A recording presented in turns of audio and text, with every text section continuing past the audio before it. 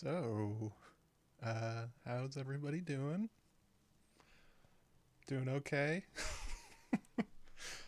uh, yeah, that was that was definitely an episode of House of the Dragon. Holy shit. Um, it's been it's been quite a week sitting on this one, like knowing what's coming and not the best.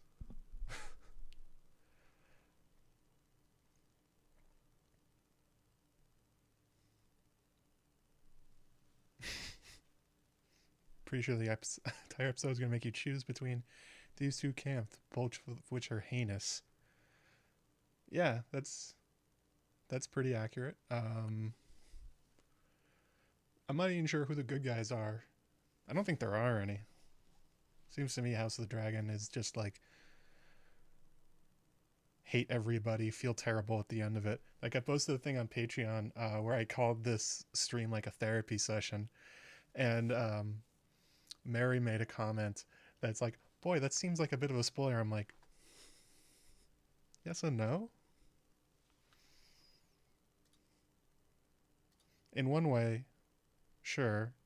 In a complete other way, no, because it only gets worse from here. Unbelievably, Blood and Cheese.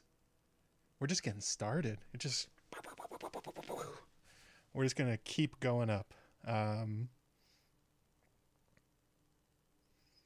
which is hard to say when we're talking about a kid getting his head chopped off for not being Aemon. That one was hard to track a little bit. Like I went back and watched it a couple times. I'm like, okay, so what exactly happened here? They panicked and nope. Ooh. Yeah, that was something else. Hang on a second.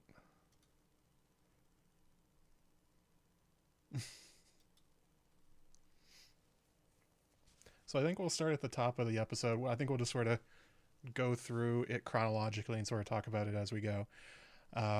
So obviously the first thing that happened is, hey, there's a new intro.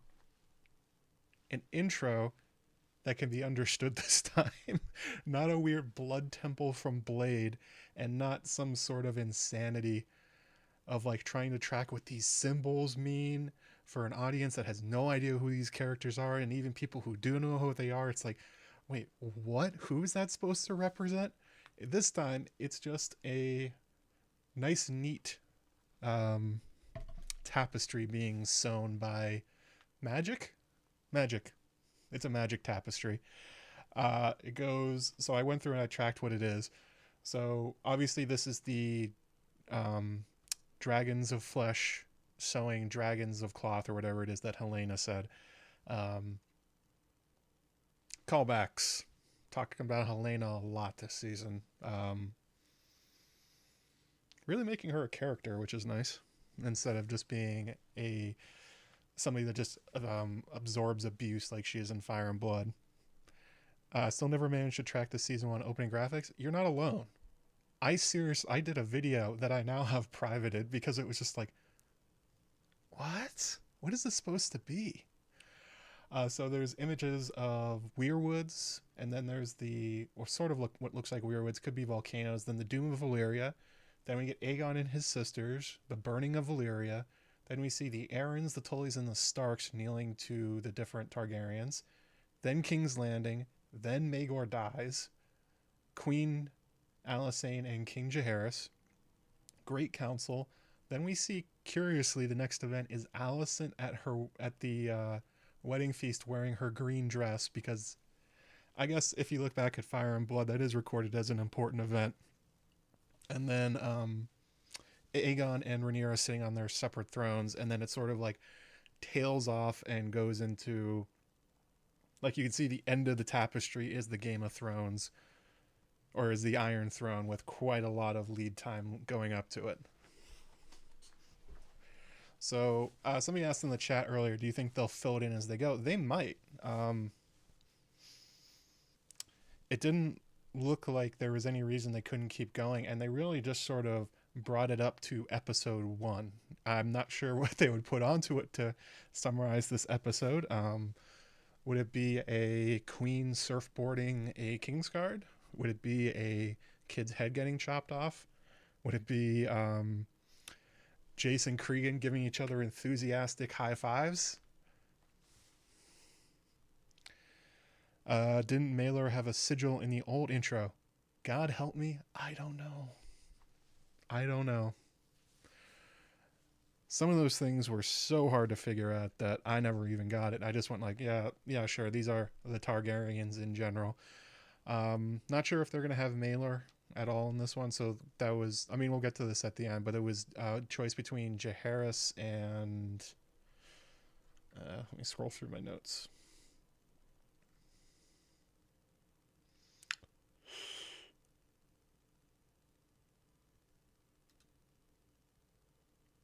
Oh, I forgot her name. Oh, Jaehaerys and Jaehaera asleep in their cribs.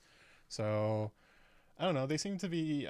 There's lots of kids missing at this point, and not because they got their heads chopped off. It's because the show hasn't gotten to them yet, or they're too young, or don't super matter. I guess it's hard to track.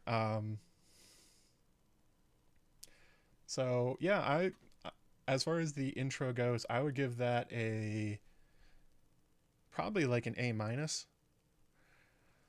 One thing that was really good about the original Game of Thrones intros and the way they did it is that it really introduced a lot of the different places and houses so they're recognizable, and they sort of gave you kind of a preview of where things were going. They were really good for casual fans to just like sort of get a sense of where things are.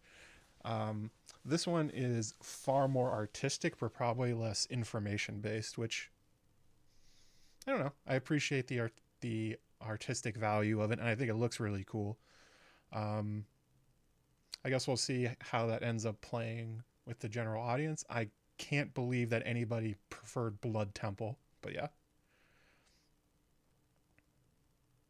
So, interestingly, obviously the picture I have up. Oh, it's over. Is my camera flipped or something? Weird. Picture over here. We open up with the North. Unsurprising choice considering how little time we spend there.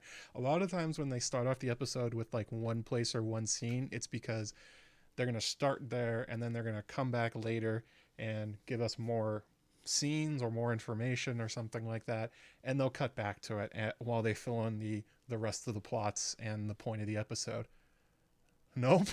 This was it. This was 100% of the information on the North. Um, all the stuff that happens between Jason Cregan, as far as we know. Sarah Snow, get out of here. Dragon eggs in Winterfell. It was poppycock to begin with. Who was gonna believe that? Never happened. Jace and Cregan becoming best buds and blood brothers till the end. Also not didn't happen. And for sure, he did not convert Cregan to the faith of the Seven. That didn't happen. A very very quick jaunt to the North before Jace comes back. I thought the intro to that part was really cool when they were talking about. You saw the raven that was flying through the woods and came down through over the lake and up and over and into Winterfell.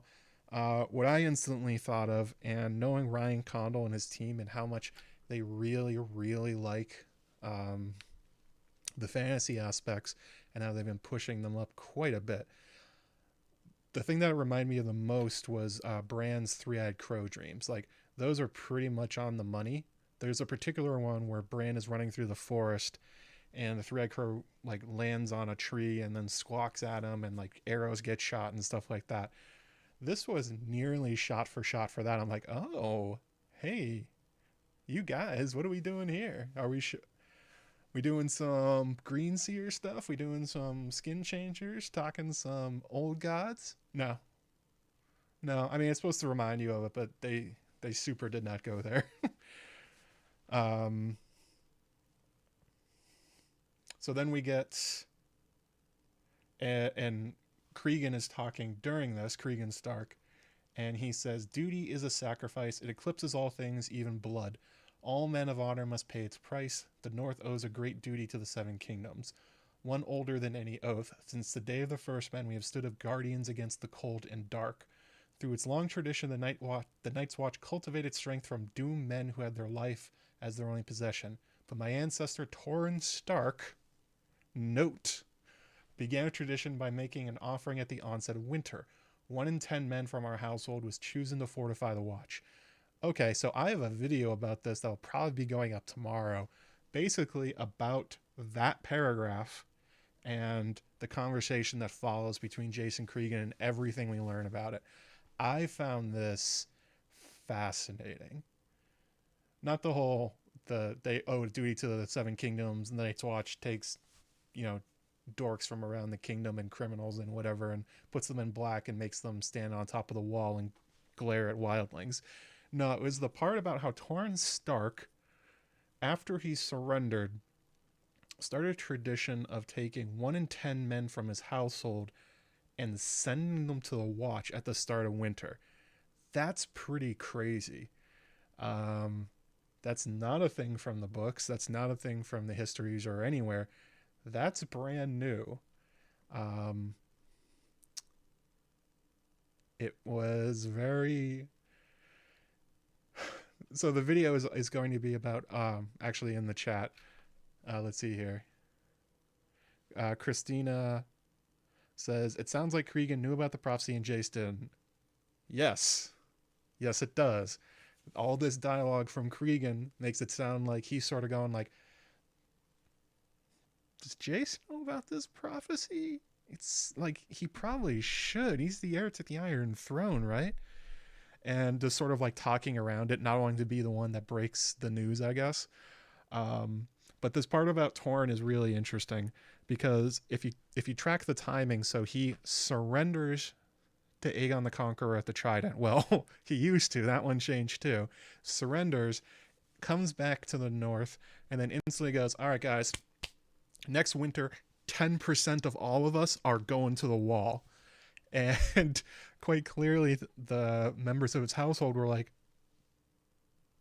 "Torrhen, what are you talking about? Why would we do this? This sounds crazy. We don't want to go." And so Torrhen invented his crazy different colored rocks in a sack system to basically make it a lottery to see who goes from House Stark to the Night's Watch at the onset of every winter. Which, to be fair, that's extreme.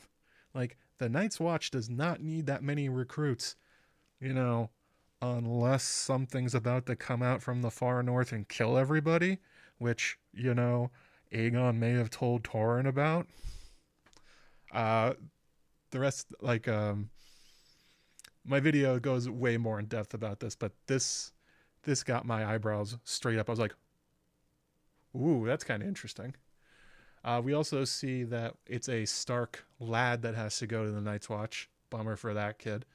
To be fair, there's a lot of random Starks around this time, so it kind of makes sense. When Cregan took Winterfell, it was a little bit of a mess. Let's see here. Yes, Eldrick Stonestone. I'm gonna get to that part. So they do some parlaying. They go up the wall on the elevator, which I still have never gotten over the fact that the Night's Watch invented elevators. Of all the things in Westeros, elevators exist. I mean, it's practical for the fantasy. How else are you gonna get on the top of that wall unless you're climbing a million steps? But nice job of the engineering, guys.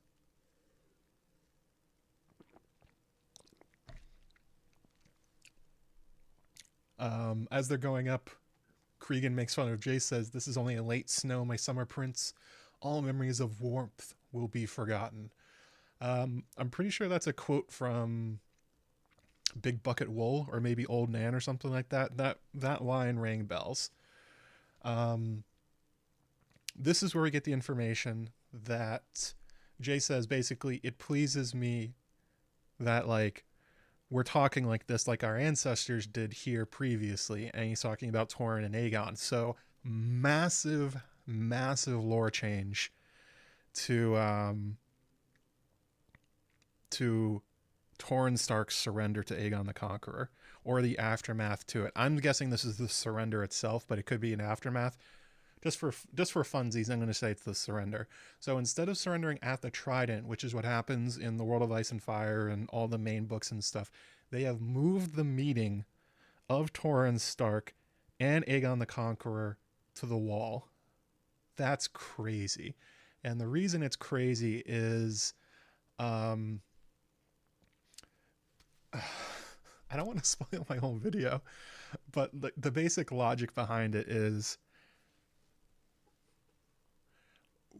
there's a lot of people in universe who basically say like, yeah, Torrhen surrendered, but he should have surrendered anyway. I mean, like, he was going to get murdered, and so was all of his men.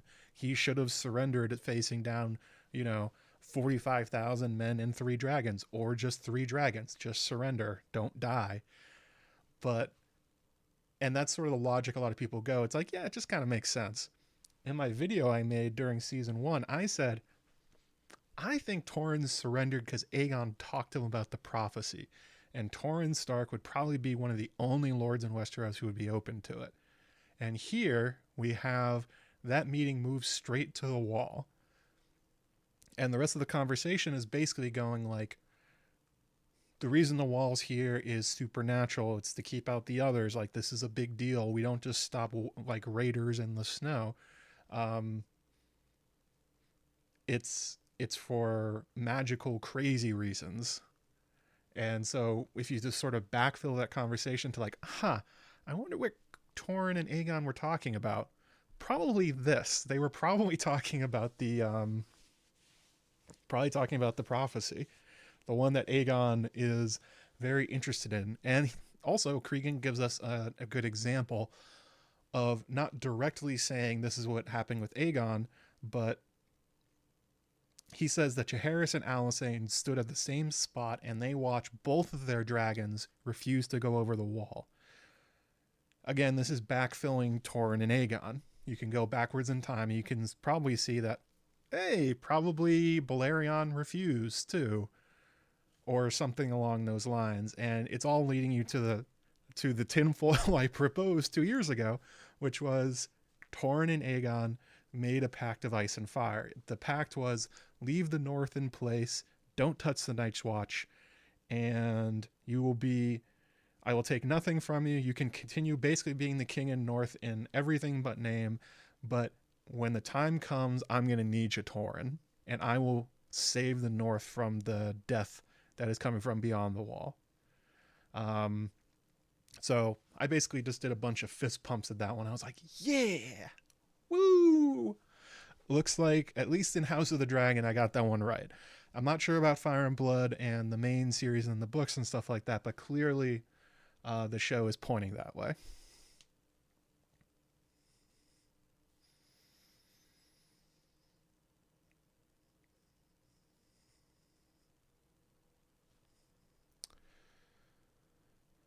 Cregan did say Torrhen was threatened by Aegon's dragons. Yes. So I may have gotten... I mean, who knows? I mean, like, it could be the surrender. It could be afterwards. In the books, Aegon never goes to the Wall. So that's a big change.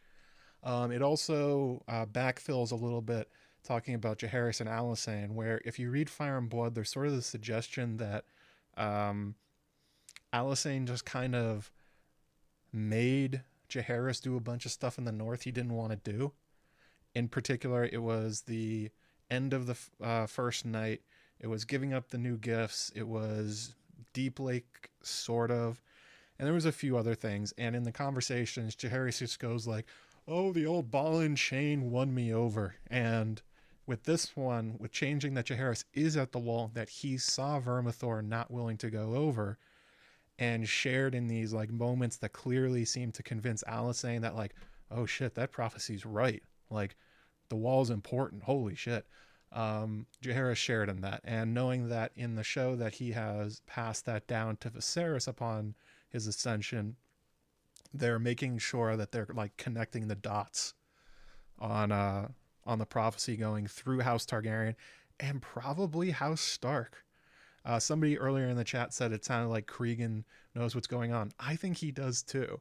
he has a lot of really cagey answers, and stuff that sort of suggests that. I mean, that whole speech about how he's still doing Torrens, 10% of the household going to the Night's Watch every winter.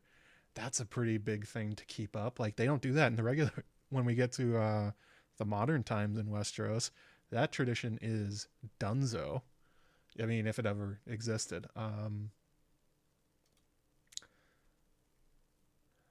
It's funny, in the Blood and Cheese episode, I'm spending the first like 15 minutes talking about prophecies, the Stark and the Wall, the Starks and the Wall.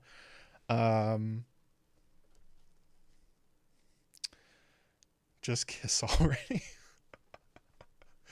I mean, there was some tension between Jace and Cregan. Where does the prophecy get lost? Good question. It's something to wonder about.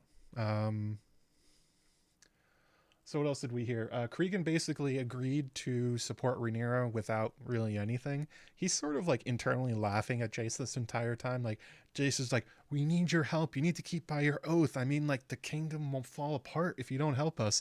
The entire time, the look on Cregan's face is like, I know, kid. Like, duh. I can read. I know what you're saying. I know why you're here. I've gotten letters from Otto Hightower too. He's obviously going to keep to his oath. The Starks always do. He's just kind of like messing with Jace. And also that's sort of the thing where I was talking about, like, does he know? It really seems like the point of the conversation is to prod Jace into being like, what do you know about the others, kid? What do you know about the long night? And, you know, something your ancestor may have told Torrhen Stark. It was this Silverwing in the book for the wall, right? Exec says Alysanne did a lot while Jaehaerys was at the treaty. Yes, Silverwing's the only one that went to the wall. Jaehaerys came late because of a kerfuffle in Essos, basically, and he did not join her on her trip to the Night Fort. He did not join her on her trip to anywhere in the Night's Watch. He only went with her to Barrowton and one other place, and then they left. And when she came back from her trip is where she convinced Jaehaerys and Alaric Stark to do everything. So these are big changes that they're making to put Jaehaerys front and center. Really wants them to be paying attention.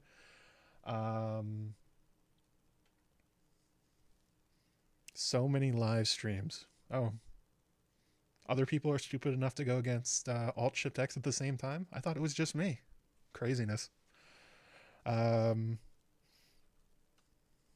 Well, thank you for choosing the correct one that has spent 20 minutes talking about the 5-minute scene that comes from nowhere.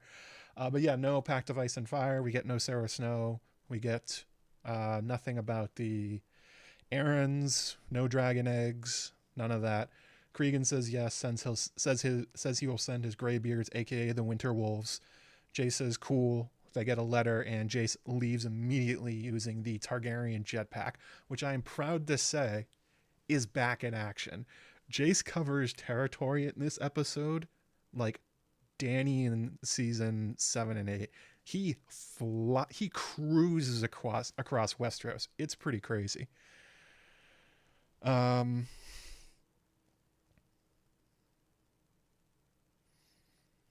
I think I talk about this in the video that's gonna be going up tomorrow, where I'm pretty sure there was a lot more North stuff, especially because the two actors of Cregan and Jace like posted tons of pictures together and seemingly became best friends, whereas this scene looks like it could have been done in a couple days. So there's probably a lot on the cutting room floor that maybe they'll put in later. Seriously, Jace leaves the wall after getting a letter, and I think it's by like the next day that he arrives back in Winterfell. I mean, back in Dragonstone. It is nuts. He goes fast.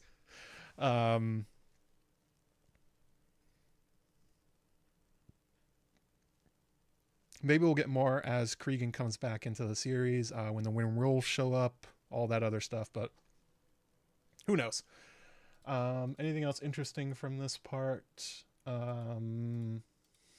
Yeah, just look for my video tomorrow. It's 15 minutes talking basically about these 2 minutes, because of course I did. Um, Next we go back to Dragonstone in the Dragon Flight Hangar. I guess that's what it is. It looked like something out of Star Wars. There's like a little outcropping in a cave where apparently the dragons just go in after flying, and they hop off onto a stairs and like a little causeway going back into Dragonstone. I thought it was a cool touch. I sort of figured they just got off in the courtyard, but now we know that yes, there is a hangar for dragons. Um, at least it's easier to hand wave a dragon being fast than an entire army or one dude running. Yeah, yeah, that's true.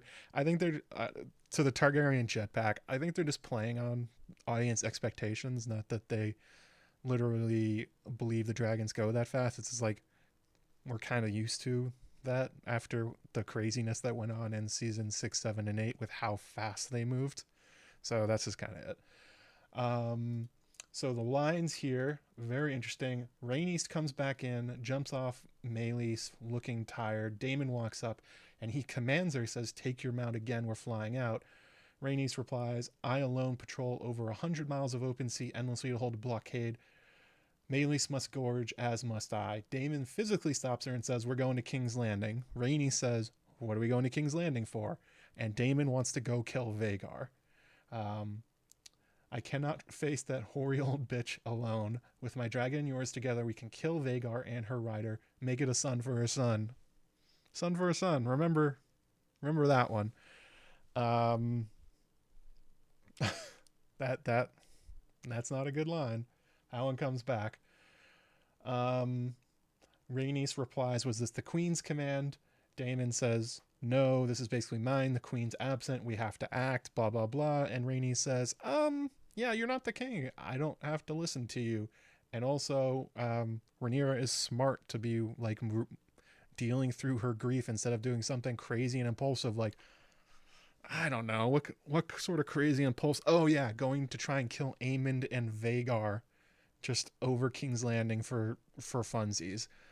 Um, there is some wisdom in what Rainey says, and she talks about her grief of Lena and why Rhaenyra has been gone for so many days, basically. That she didn't believe Lena was dead until she saw the body. Therefore, Rhaenyra is not going to believe Luke's dead until she sees his body or proof of his death or something like that. Like, what did she say? A raven has told Rhaenyra that her son is dead. She needs to know it for certain. Daemon kind of gets misty at that one. Clearly, the loss of Lena is still something that hurts for him. And then he gets in Rhaenys' face and basically says, like, "Hey, you know what you could have done, Rhaenys? You could have ended this war before it started. You could have killed every single one of them." And Rhaenys gives him a look and walks away. And Daemon says, "Fly with me. It is a command." Rhaenys replies, "Would that you were the king." And pow. Daemon's ego is massively hurt by that one. He stands there looking honestly forlorn like a little puppy. And this sets up a recurring theme for the rest of the episode that Daemon feels extremely antsy and guilty that he hasn't done anything. He puts a lot on himself that doesn't have to be, and he's going around trying to blame everyone and anyone around him for the fact that the Greens are rebelling, that Luke has died. Although I'm unclear if he actually cares if Luke died. I think he more cares that Rhaenyra is upset by it. But he cannot stay where he is. He's a man of action. He wants to do stuff. Oh, hang on. Let me change this picture. There we go. Rhaenys. Queen who never was. And, Rhaenys does make a good deal of sense. She's like, we shouldn't do anything impulsive. Like, that's a really bad idea. More or less saying, it probably wouldn't have been a good idea to just massacre the royal family in the dragon pit. Which, yes and no. I mean, it obviously would have stopped the rebellion, but would Rhaenyra have been able to keep her throne built on the charred corpses of her entire extended family? That's the kind of shit Magor would have done, and didn't work out great for him. Magor definitely would have roasted everyone there. Um,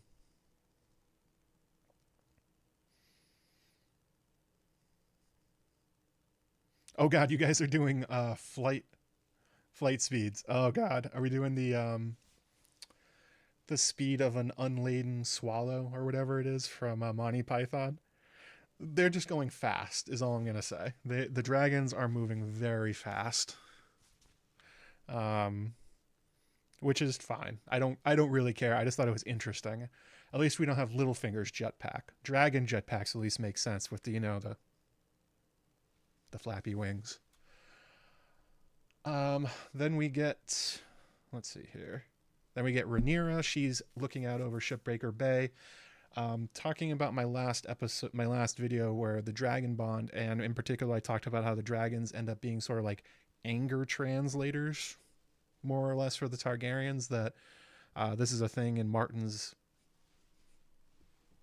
other works, and it's definitely a thing that's been in House of the Dragon so far. That um, when characters are trying to repress emotions or they're trying not to show them, their dragons are showing them.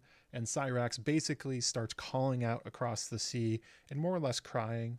And you cut to Rhaenyra and she looks terrible. She looks like she hasn't slept in days. Tear marks running down her face. She's staring out over the bay. She's trying to find Luke. Obviously has not been able to. Looks pretty furious. Looks like she would kill a lot of people right now. Oh, actually, there's a line that goes onto this. Um, let's see here. Daemon says she was a fool to go alone. What if she was a fool to go alone? What if Aemon would happen upon her? Rhaenys says that I would pity Aemon, and then you cut to this scene and you see why. She's in full psycho mode. She would kill Aemon if she came across him. She would kill probably anybody at this point. The emotions and the rage going through her are so huge that would not go well for anybody. Interesting. We do not see her confronting the Baratheons at all during this. I'm not sure if she does. She's right there. You see the castle in the background. She clearly could go in and scream in Boros's face and, throw him around his hall if she felt like it. Burn a little bit from Syrax. I guess she just doesn't want to, although I personally would like to see her yell at Boros and ask him what happened. I guess story-wise, it doesn't really accomplish anything. It's just kind of like, she's so angry, I feel like she would do something to Boros Baratheon. Oh yes, thank you, Egg6. Slam that like button, everybody. Emma Darcy is great in this episode. They are absolutely crushing it.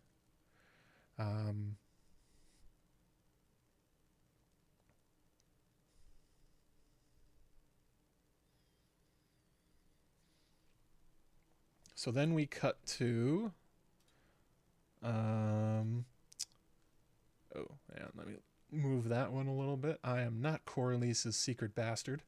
We get Spicetown or Hull. I think this is Hull, based on the characters that are in it. So Corlys is walking up. His ship is in pieces. There's repairs going on. They're wiping blood and gore off the ship, off the deck. Not going great. And then he walks up and talks to one guy named Alan. Weird how that happens. Corlys walks up to him. This guy's portrayed as a shipwright. Quite clearly, these two know each other. He's not just making conversation. It's a marvel she was able to return from the Stepstones at all. Alan says, barely done, but done. 7 more ships put out to sea this morning to fortify the blockade. The gold is vast, and we are not like to have ships to cover all the open water. Corlys says, I must have my ship back at sea. Alan says, it'll be many weeks yet, I wager, but I'll have a word with my brother. His brother's name is Adam, to see what reinforcements the shipwrights can muster. Alan then pulls out a thing, says the smithy delivered us earlier. It's some sort of ornate dagger. I looked at it a couple times. I wasn't really sure what it was. Apparently, it was something that was commissioned for Prince Lucerys. And then Alan says something very interesting. I liked his wording on it. He says, I'm very sorry to hear about your heir's death. 'Twas the blackest of treacheries. Pardon, my lord, if it please you, much to do, and he goes to leave. Sorry to hear about your heir's death. So, his heir, not his grandson, not his son Laenor, his heir. That is some interesting language from Alan of Hull. Very, very interesting. There's a lot of subtext going on in this conversation. Corlys then says, they say you are the one that dragged my body out of the sea. Alan says, it was only my duty. Corlys says, I am indebted to you, Alan. Nods and turns away. So what's going on here is, for those of you who are spoiler averse, maybe earmuffs for the next 10 or 20 seconds, Alan of Hull is suspected to be I'm just going to give you a little bit of a chance to mute something if you feel like it. Alan is supposedly Corlys's bastard son, along with his brother Adam. And this conversation is basically Corlys asking, do you actually love me? Do you respect me as your father? Did you save me because it's your duty, or did you save me because we care about each other, even though we've not been able to show it? And Alan refuses to break character, and with his comment about, I'm sorry about your heir and not your grandson and your son, clearly it hurts him that he knows about this relationship. Both of them do, and Corlys has been unwilling to even recognize him. So that's a bit of a bummer for Alan. This is very similar to the conversations we've seen between Ned Stark and Jon Snow, where there's emotion underneath, but because of their positions, Corlys is a High Lord, Alan is a commoner and a bastard. He can't be seen basically showing affection for each other, especially not in the South. In the North, it would have been more permissible, but definitely not here. You could cut the tension in the scene with a fancy knife that was commissioned. Yes, there was a lot of tension here.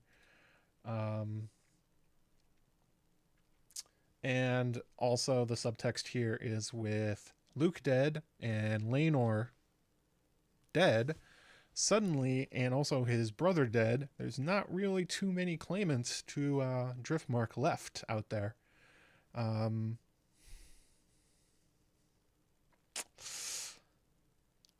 So it might be that as Corlys cares more about the family name going on than who is actually holding the name, it could be that Corlys is now hunting around for a new heir or two, especially with war looming, and he was so close to death himself.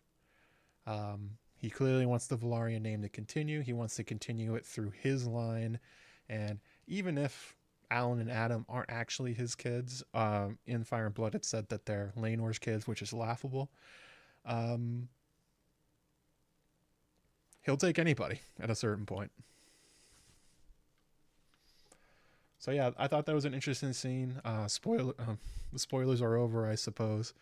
Gonna wave my hands for spoilers being over. I need like a thing to put on a screen, like spoilers right now.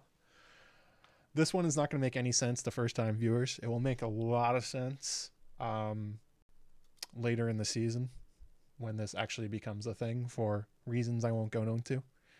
But yeah. So, next scene's kind of a throwaway scene, and I'm not even sure why it's really there. High-towered knights are on the walls. There's no gold cloaks. There's a bunch of scorpions on the wall, and Sir Eric is walking the walls, checking on defenses. Vhagar comes up. They almost shoot him down with scorpions, and they say to stand down. No, it's just Vhagar. Whatever. Don't worry about it. Blah, blah, blah, blah, blah.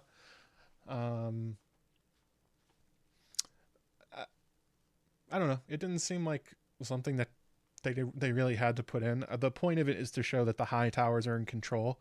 As I said, there's no Targaryen sigils, there's no gold cloaks.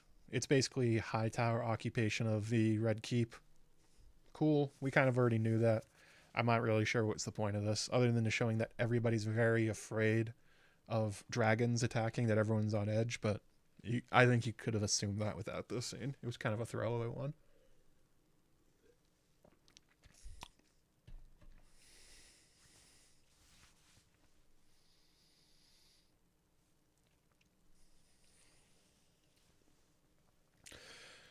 J. Maury Eel, I wonder if Alan shaved his head so Rhaenys wouldn't be suspicious. Good call. That could be very well be true if he pulled in Aegon the Fifth.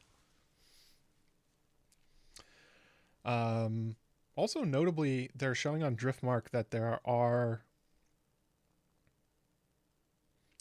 Well, if we're to take Alan as Corlys' bastard, quite a lot of other Targaryen or other Velaryon bastards walking around the port too.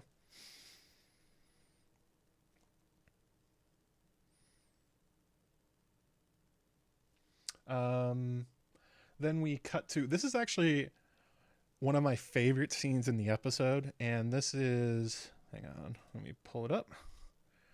This is Helena in her chambers the first time. The second time we go back to her chambers is not my favorite part of the episode.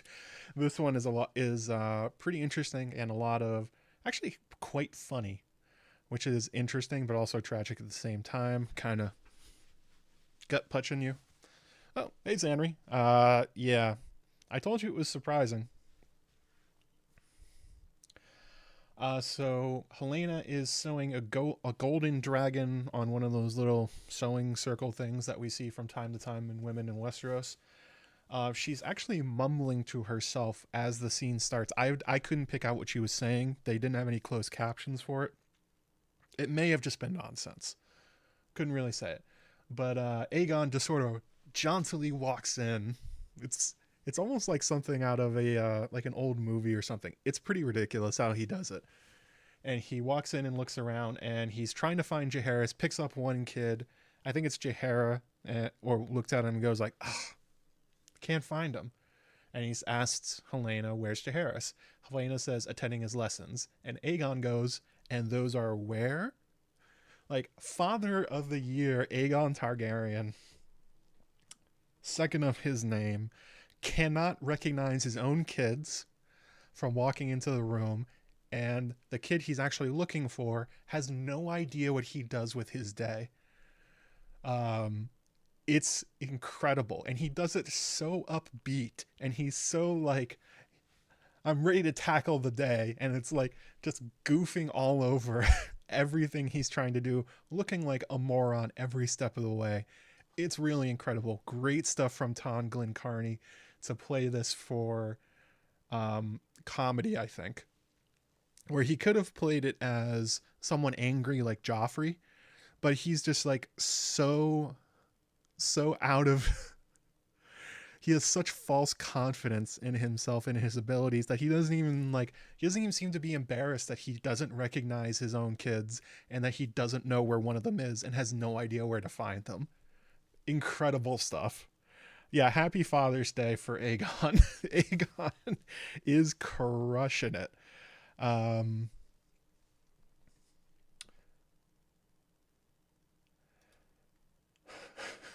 So Helena gives a big sigh and says, what do you need of him? Aegon says, taking him to the small council, he'll be king one day. He must begin his instruction. Helena looks very upset at this and says, what if he does not want to be king? Aegon says, where is he? Helena says the library must not interrupt his custom. Interesting word choice. Aegon walks out and Helena says, I'm afraid. And with all the sincerity of Mark from Peep Show, he turns around and says, don't be afraid. No big deal. Doesn't even know about what. He guesses and he says they'd be fools to come with Vhagar protecting the city. Obviously, Aegon is intuiting that she's talking about the fact that they might be killed at any time in Dragonfire. A reasonable thing to assume. Something to be afraid of.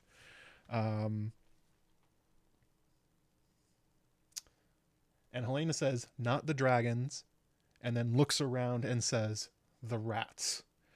Aegon looks around too. The maids all look around. Again, this is all played for comedy. We know what's coming later in the episode. So it's actually not funny, but it is in the moment. Tom Glencarny does a great job with it. And he says, the queen is an enduring mystery, is she not? And then Helena just like stares off into space, into the wall. So this may be a second video I'm going to talk about, but I'm pretty sure what's going on here, other than Aegon being a extremely funny idiot, is that Helena says that Jaehaerys goes to the library every day for his lessons, as is his custom. And she looks very upset when Aegon is going to unexpectedly interrupt them. He clearly has no idea where Jaehaerys goes every day, that he does this every morning, so he has never done this before. Helena is upset that this is being interrupted, apparently for the first time. Knowing that Helena is a dragon dreamer, and knowing that she sees the future, she saw the beast beneath the boards. I think that was quite clearly Meleys. She saw Aemon losing his eye for Vhagar. She saw the war coming. I'm fairly certain that's what's going on here, is that Helena dreamed that on the day that Jaehaerys' lessons got interrupted by his father, that was the day Blood and Cheese happened. And she's just kind of like frozen in fear, like, oh no, this one's coming true. I'm pretty sure that's what's going on here. Also, the scared of the rats, three-eyed rat. That stuff is pretty interesting. It is sort of a that's a good point, Emma, about this is kind of an inversion for later in the episode, where this is, other than Aegon on the Iron Throne, this is probably the funniest part of the episode. And it's honestly kind of lighthearted, especially if you're not taking Helena seriously. And then terrible things happen in the same room later. And it's a real big gut punch on it in a very different way than the Red Wedding. The alarm bell should be going off that Helena's afraid of something. But for sure, I'm fairly certain that's what's going on with Helena. That hang on, skip that ad. I don't want to run an ad right now, YouTube. I'm flowing. I don't want to.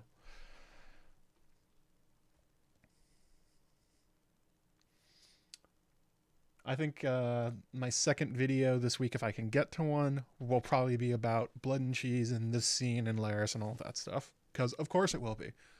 Why wouldn't it be? Being afraid of the rats with Helena is intriguing stuff to my theory-minded ears.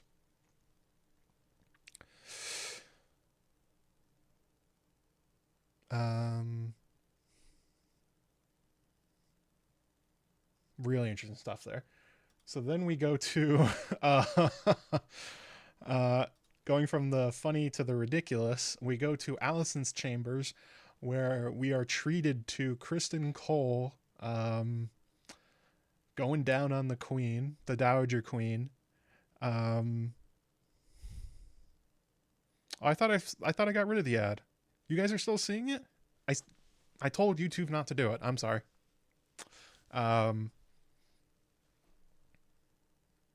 Sorry, guys. I'm just gonna hang out until it ends. It's supposed to do it after the episode. Apparently it's doing it during it, even though I told it not to. YouTube's kind of stupid. But yeah, we have apparently Criston Cole and Alicent have finally cashed in on that sexual tension and their hatred of Rhaenyra and found their way to just going straight to the bone zone with each other. Yeah. I will say, impressive stuff out of Cole. That is a difficult angle to get at. She's like sitting on a stool and he's getting right in there and apparently doing a great job, because she is having a wonderful time getting her getting eaten out by the Lord Commander of the Kingsguard. Well done by Criston. Apparently For a guy who's supposed to be celibate, he has learned the ways of foreplay well. Hats off to you. Um, very. And then we see basically a repeat of the scene with Rhaenyra, but in reverse, where they very carefully take off all his stuff when they sleep together when she's a teenager. Here, after their little sex scene, Alicent very carefully helps put all of his armor back on. They're continuing to compare the two of them. They make awful small talk. Alicent says, "Oh, there's a chill in the air. Summer is well and truly through." Great, you're talking about the weather after doing that.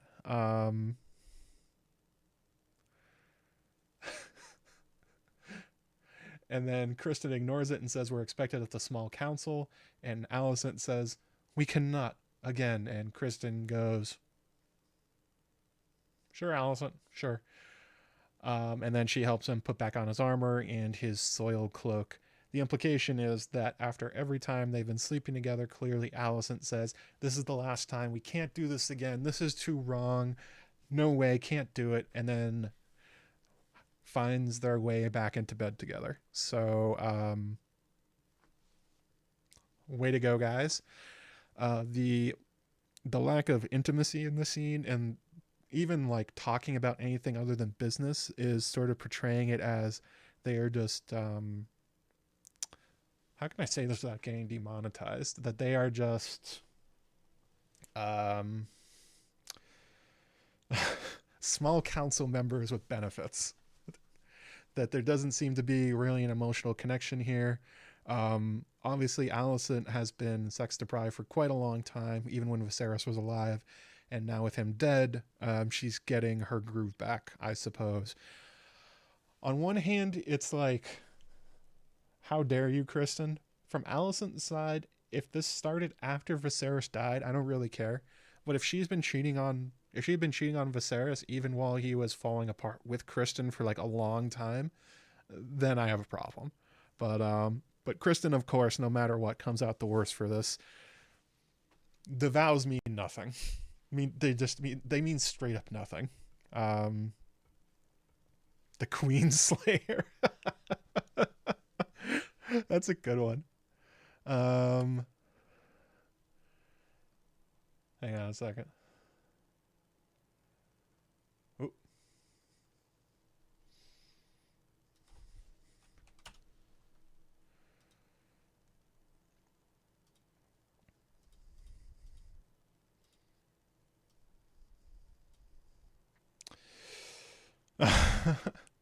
Also, make sure you guys all like slam the like button and everything. Really appreciate it, like getting this all back going for season 2. Gonna be putting out a lot more videos, gonna be doing a lot more streams and content and stuff like that. I know I've been kind of MIA for the last couple years, my own fault, but do all the things. It really helps out. Also, if you want to support me, there's obviously a Patreon in the description. There's memberships, which are basically the same thing as Patreon at this point. I set them up to be identical, so if you'd like to support me in the channel, do it on Patreon, or memberships on YouTube, same thing. Main difference is that YouTube gives you a few other things, like you get like cool emojis, you get like little shields, you get access to behind the scenes stuff, all that fun stuff. I put a shot from my video coming out tomorrow up already for members.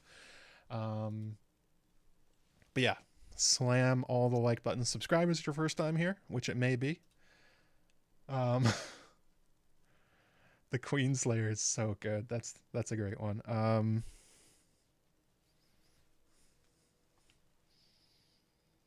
on a second.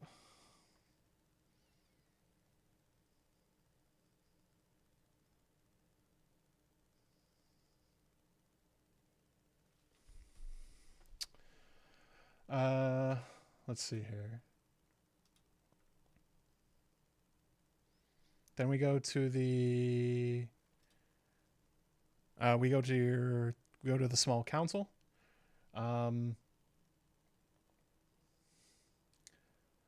So the weird thing that happens here is that we see Cheese already. He's in the episode. He's catching rats. He walks out of across Alicent and Kristen as they're walking in together. Otto also notices that this has apparently not been the first time that the two of them have arrived at the same time. Clearly, Otto has figured this out. He figured out the stuff with Laris, and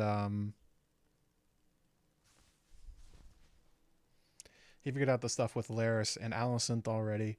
So, yeah, that jig is up, as it were, with the two of them. Aegon once again just sort of jauntily walks in.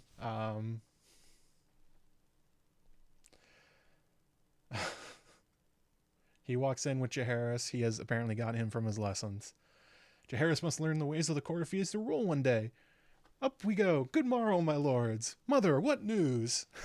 Like, Tom Glencarney is just having a great time with this character. He is having so much fun. And nobody else is matching the energy Aegon is putting out. In fact, they seem pretty sick of him already, which is fast for being sick of a king. He's been king for, like, on the high side a week, maybe, and they're already all sick of him. We learned that the letters to the Vale in the North continue to go unanswered. Duh. Good reasons for that. He calls them cunts. Great job. There's this weird side plot that happens during this scene where Tyland, his little council ball or whatever, Jaehaerys the prince continues like picking it up and playing with it, and the two of them get into like the weird little slap fight. And it's another thing that's like weirdly distracting during it, and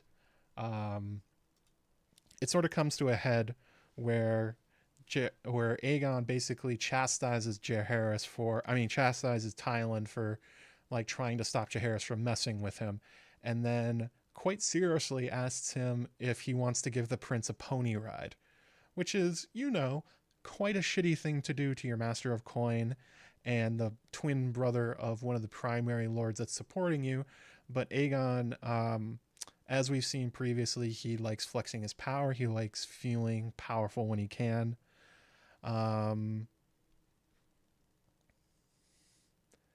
Not cool. This is much more on the Joffrey side of being the shithead king.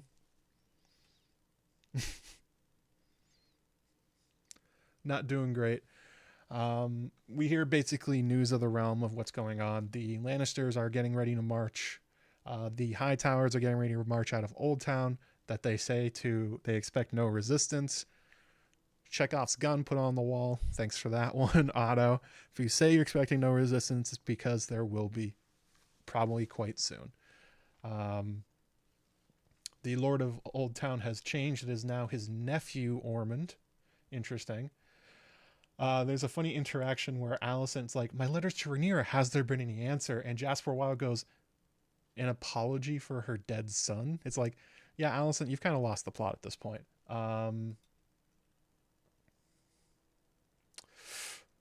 Basically, they catch them up and they say, hey, everything's going to war. People aren't really responding.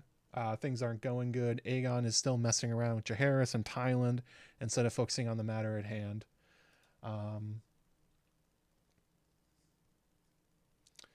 So the main thing that are the big problems at the moment is Rhaenyra's blockade has placed King's Landing under strain, and those pressures will multiply quickly.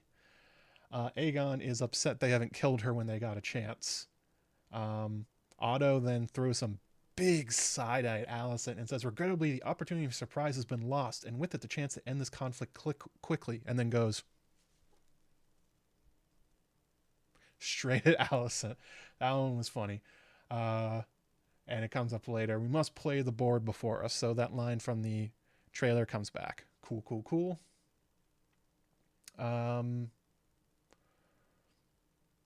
Tyland suggests the way to break the blockade is they get the Lannister and Hightower navies, and probably need more ships than that to break Corlys.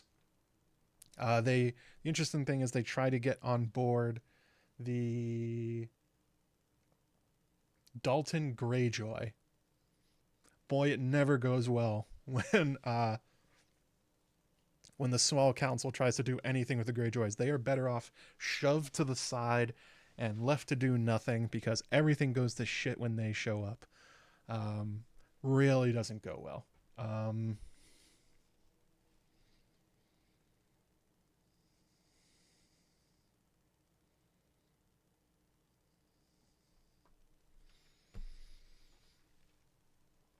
And yeah, so no real changes here so far. And then Aemon walks in, and Alicent is upset. Like, the F, what is Aemon doing here? Aemon says the king's son of me. Alicent says, you don't have a seat at the council. Aegon says, Aemon is my closest blood and our best sword. I welcome him. Interesting choice of words there. Aemon instantly just repeats Daemon's plan. Again, drawing parallels between the two characters. He says, the path to King's Landing is through the Riverlands. We must establish a toehold there at Harrenhal, which is exactly what Daemon says. The two of them are basically doing the same thing this episode. Aemon is annoyed that he hasn't been allowed to do anything.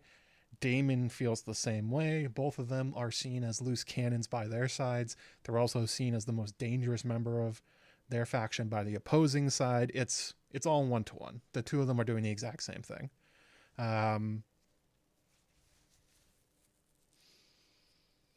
Aegon suggests that he likes Aemon's plan and he wants to go out to battle. He personally wants to go to Riverrun and threaten to kill all the Tullys for their support.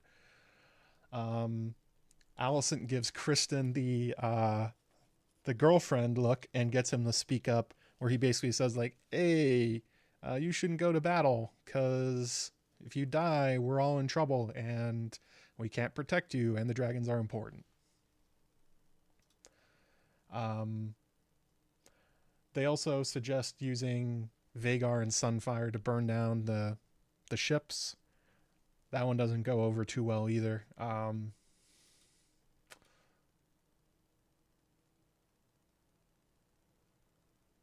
And this is Otto's ending line of the small council. Errors were made in the hours of following the king's death. Again, looks at Alicent. We mustn't compound them. You've already demonstrated your might, your grace. We must now favor patience and restraint. I send ravens by the hour. Aegon goes, ugh. Like, straight up does one of those. It's incredible. It's amazing childish behavior. Many more houses will declare for you in time. History and precedent will come to your side. And then Aegon picks up his stone and basically spins it like a little kid who has a new toy. More or less continuing to show Aegon as a complete and utter fool. It's incredible.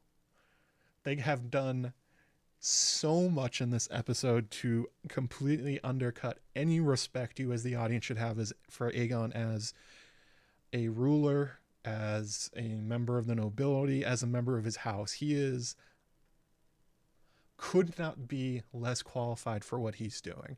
I don't know if there's been a character in Game of Thrones that has been showed so clearly to be so disinterested and unable to do his job. It's A+ stuff. It's great. Got hyped at the mention of the Greyjoys. Yeah. A lot of that kind of stuff. A lot of drops of information before it goes nowhere. Well, at least until later.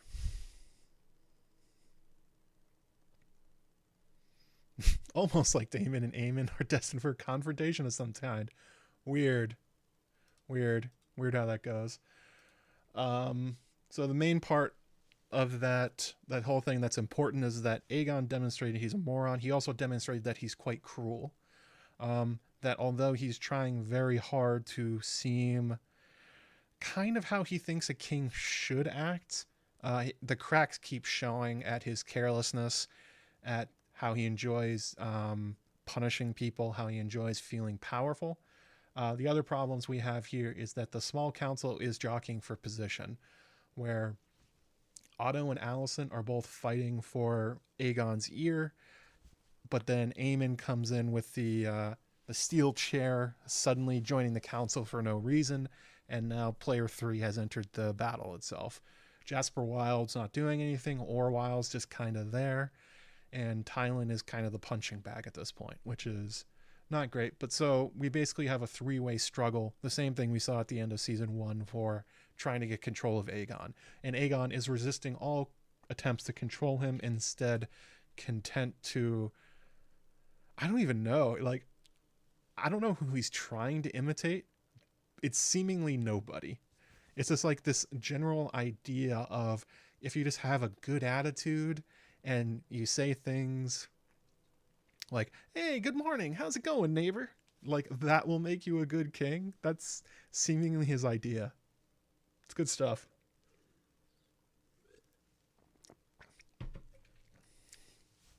Then we get to Alicent's chambers. This one is another fairly sinister scene. Why? Because Lara Strong is waiting for her. And boy, does this have bad energy. Like ex-boyfriend, dangerous ex-boyfriend energy from Laris towards Alicent. They say hello to each other very coldly. Lara says, I had come earlier to have a word before the small council convened, but your handmaiden said that you were indisposed. Alicent basically goes like, ooh, you weren't supposed to. I didn't want you to know about that. Not great. Not going okay for Alicent there. And she comes back with, what is it you wish to discuss? I've completed questioning the whole of the council staff. They produced rather interesting details, but I am satisfied if they exposed all who betrayed our trust. Alicent then goes like, and what of them? Laris goes, they no longer breathe air. I have chosen your new staff personally. So what this scene is really doing is that Laris is communicating that he knows about her and Kristen and that he doesn't like it. Clearly he had the idea that their foot voyeuristic weird sessions where he trades secrets for looking at her feet while he jacks off, he clearly thought that was monogamous, I guess, which is kind of crazy when you're talking about the queen. But apparently that's been his idea, and he has now found out about Kristen. The handmaidens have told him that the two of them are engaging in, if not a relationship, then at least some sort of extracurricular activities, and he is very, very dangerous and unhappy and watching her every moment. The thing about the that he has chosen all of her handmaidens personally means he's saying you are now under constant surveillance. Every one of your handmaidens belong to me. They will report everything you do. More or less, stop screwing around with Kristen or bad things will happen to you. Terrible, horrifying, sociopathic stuff out of Laris, which is to be expected. This is the guy who killed his parents. Killed his family for no reason. And then we get to, after that, there's a scene where Alicent goes to take a bath, and clearly these are all of her new handmaidens, the ones that Laris just told her not to trust and that they're spying on her. And she stops them from scrubbing her and takes the stuff and sends them all away. And then she tries really, really, really, really, really hard to scrub off her arm and her hand or something like that. We've seen this kind of behavior out of her before, particularly in season 1 when Alicent is feeling particularly guilty or stressed. She tends to like pick at her nails until they become bloody. That seems to be happening here as well. She's feeling guilty about Kristen. She's feeling stressed that Laris has basically threatened to make her a prisoner in the castle if she doesn't stop screwing him, and more or less like tries to rub the guilt and the stress out of her skin. Spoiler alert, doesn't work. Laris is super, super creepy.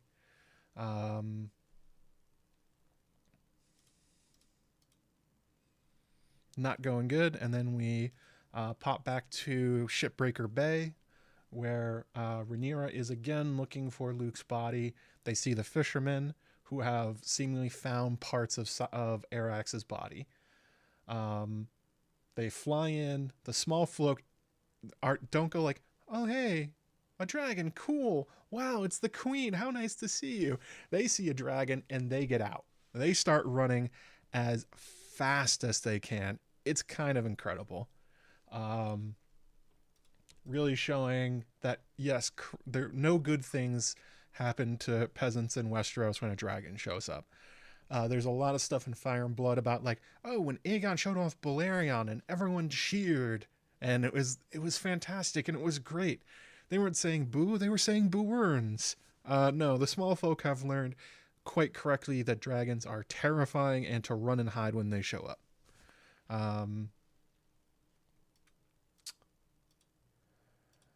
Rhaenyra hops off Syrax, pretty cool, and runs up to the fishing net and finds parts of Arax's body that exploded when Vhagar gave him the chomp chomp. She also finds Luke's cloak, not his body, not the rest of his clothes or anything. And then she begins crying, and then Syrax, if you can call that crying from a dragon, that's what Syrax was doing. More of the Dragonbond stuff I talked about in my latest video, that Rhaenyra's emotions are so strong that Syrax just starts mirroring them.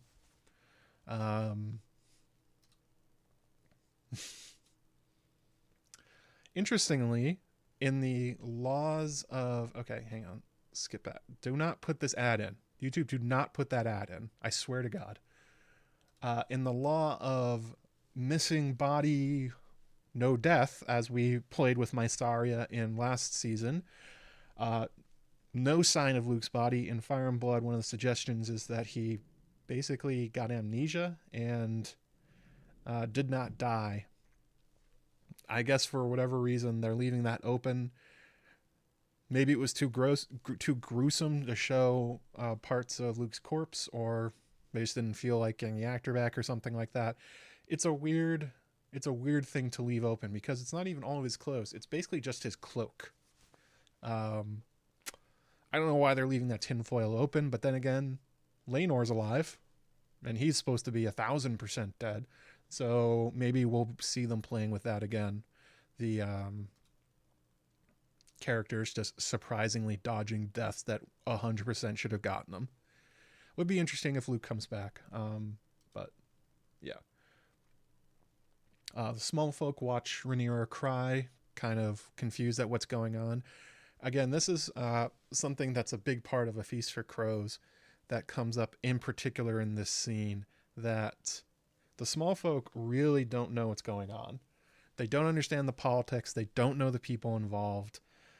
All they know is a dragon showed up and one of the Targaryens is seemingly crying, and they don't know why, and they don't know what's going on. They just know they're afraid for themselves, and that ends up being a lot of the Dance of the Dragons. You'd think someone like Rhaenyra would be well known. You'd think a dragon like Syrax would be too. Nope. It's not like it's Daemon and Caraxes. There's no history of Rhaenyra and Syrax doing anything to anybody. They've mostly just gone on joyrides. So that blows. But also kind of good to include that part. I thought this was much better as a random inclusion than all the guards in the Red Keep. Like, that part makes no sense to me. Like, I don't even know why they put that in there when they're cutting stuff left and right. But this was a good one. I enjoyed this. No scene with Boros. If there was a scene, it got cut. Boros should come up later at some point. They mentioned the marriage between Aemond and his daughter, Boros' daughter, in this episode. So, maybe they'll show up. Boo Aegon, yeah.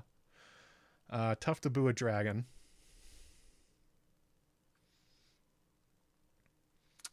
Then we go to, let's see here. Aegon on the Iron Throne, and continuing the comedy of errors from Aegon. They are really laying it on thick. He comes off like the biggest doofus in the world. He walks in, and one of his hype men calls him Aegon the Magnanimous.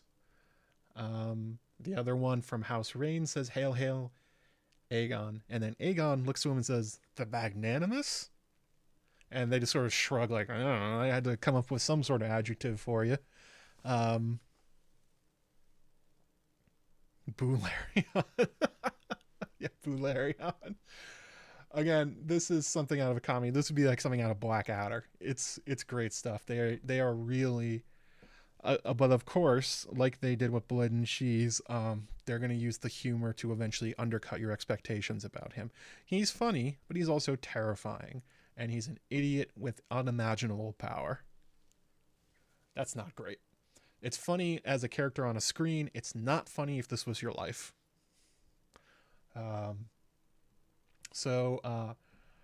Otto's standing at the bottom of the throne like he would for Viserys, and he calls for petitions. A shepherd walks up and says he's lost 1/10 of his sheep and wants them back. And Aegon goes like, "Yeah, of course. You should have your sheep back." And Otto goes, "Oh no, what has he said?" Aegon says, "Well, you need your goats for winter." The shepherd corrects him to sheep. Aegon then says, "Sheep, even better, I shall make your flock of sheep whole." So in the 30 seconds since the shepherd has told him the problem, Aegon has already forgotten what he has said. Amazing. Otto walks up to talk to Aegon in private and says, "We have made promises to all the crown lands that a tithing of livestock be necessary to sustain the dragons." As this is happening, Larys sneaks in the side and watches all of this happen. Especially Larys is noticing that Aegon looks pretty unhappy at how he's being talked down to by his grandfather. Obviously, the scene is meant to echo Tywin and Joffrey. That famous scene where Tywin walks in as Joffrey's trying to command him about where the small council meeting should be, and Tywin steps to him and basically intimidates Joffrey right out of his pants. And does the same thing at a later small council meeting where he says he wants Robb Stark's head to feed the Sansa, and Tywin sends him to bed. That's basically what they're playing on here. So Aegon immediately has to take back what he said. But what the funniest thing he says in the most naive, like sweet little voice of all time, he says, "Oh yeah, right. Perhaps we could just return his sheep. He came all this way." Otto then says, "If you return one herder's sheep, your grace, you will soon find them all at the foot of your throne expecting the same." And Aegon goes, "They won't know. It's fine. Don't worry about it." Otto says, "When the king speaks, your grace, all hear it." And Aegon has to say, "After further thought, I have decided I can not restore your sheep. If war were to break out, my dragons required feed. Next, please." Amazing stuff. It's so funny. It's played so well to make him look like an idiot. The next petitioner comes up and says they're having trouble getting salt because of the blockade. They're relying on Essos for imports, and they sort of need the blockade to go so their trade can go. And Aegon just says, "Yeah, trees, this blockade won't last long. I plan to send Aegon to burn to ash. Next person." And Otto's like, "You said you weren't going to do that, and now you're announcing it to dudes? Random people in front of you? Our battle plans? All right." Next up, we have a guy with long silver hair and a braid. And he says he speaks for all the smithies and says they're all loyal, but they want to be paid for their work in the war effort in advance. And Aegon at this point has had enough of listening to Otto and his good advice. Unfortunately, Otto is making good advice about how monarchies have to work during war, and says, "You shall be paid, and paid well. My army cannot win a war without your weapons. You should continue their making. Our victory depends on the efforts of the small folk." Otto then goes up to have a private word. Aegon stares him down. So in this battle between Tywin and Joffrey, Joffrey wins this one, unbelievably. But yeah, they make a big note of the guy a smith named Hugh who has long silver hair, and also the camera just kind of pans in on his hair. Uh, if you guys, know, you know what that is. Interesting that happened. Next we go to, yeah, lots of Leo pointing meme tonight. We have a scene between Laris and Aegon out of nowhere. This ends up being something that's developed more. It makes sense they're starting it now. Laris is waiting for Aegon. He says, "Your Grace, it filled my heart to see you on the Iron Throne. I was only a boy when Jaehaerys last graced the seat, but you brought forth memories of him, and you have such a deft touch with the small folk, just as your father did." Narrator: Aegon did not have a deft touch, and neither did Viserys. Aegon says thank you, and then Laris asks him for a quiet word, and Aegon unexpectedly agrees to it, and they go into the courtyard, still kind of where people can hear him, but have a private conversation. And Laris says, "It is the hand's want to keep a firm grip on things. He controlled your father the same way. Viserys had a certain reputation as being pliable." Aegon says, "I am aware." Laris says, "I would think, as we find ourselves standing with a hair's breadth of war, that you should wish to be viewed differently." Aegon says, "How?" And all Laris says is, Otto Hightower is your father's hand, your grace. So Laris is making a play for the small council. He's trying to take away power from Otto. But I think there's something else going on here. And I talked about this earlier with the scene where Otto noticed Laris and Alicent. Otto told Laris that he noticed. So Laris now Otto Hightower has dirt on him. Not dirt that he would expose, but he has power. And remember what happened after Laris got that information? He then made Alicent do her foot thing, and then he went on a bloodbath and tried to kill Mysaria and killed a whole bunch of her agents and dismantled her organization. He was so frustrated at being outed by Otto. So now we see Laris making a play to kick Otto out of the council and basically out of power. This could also be a play for him to rise in power. But from what we saw from what was going on with Alicent, Laris is apparently motivated at this point by personal beefs. There's no advantage for him to basically spy on Alicent and make sure she doesn't keep sleeping with Kristen. That doesn't help him politically in any way. That's really just a personal thing. And now he's doing the same thing to Otto. He wants out from underneath the hand's thumb, as it was. But yeah, interesting that there's a lot of discord within the Greens. A lot of discord here.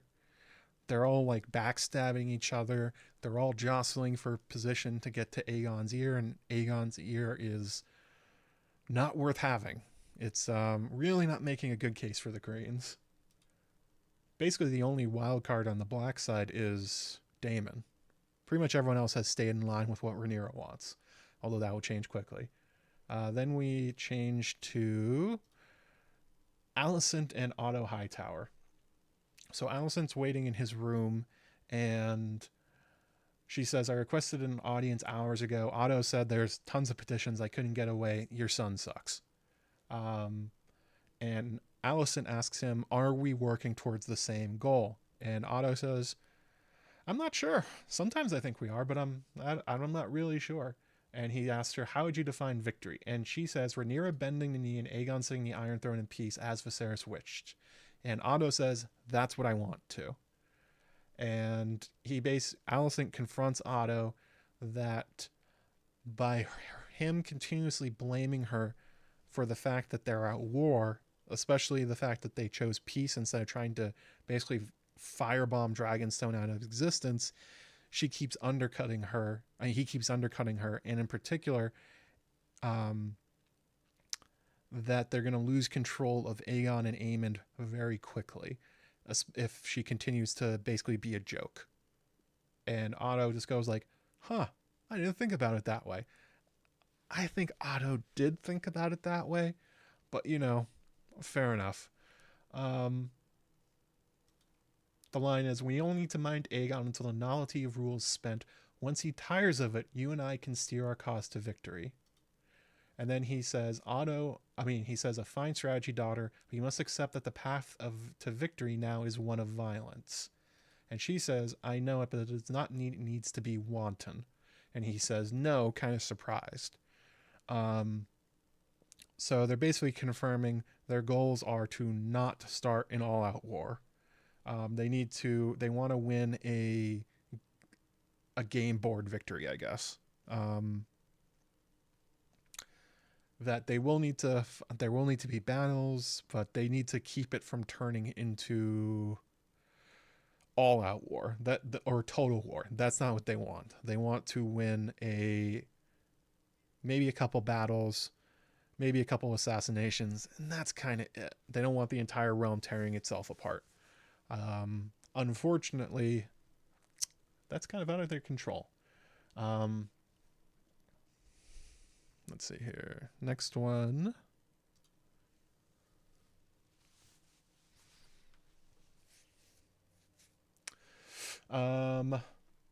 Mysaria.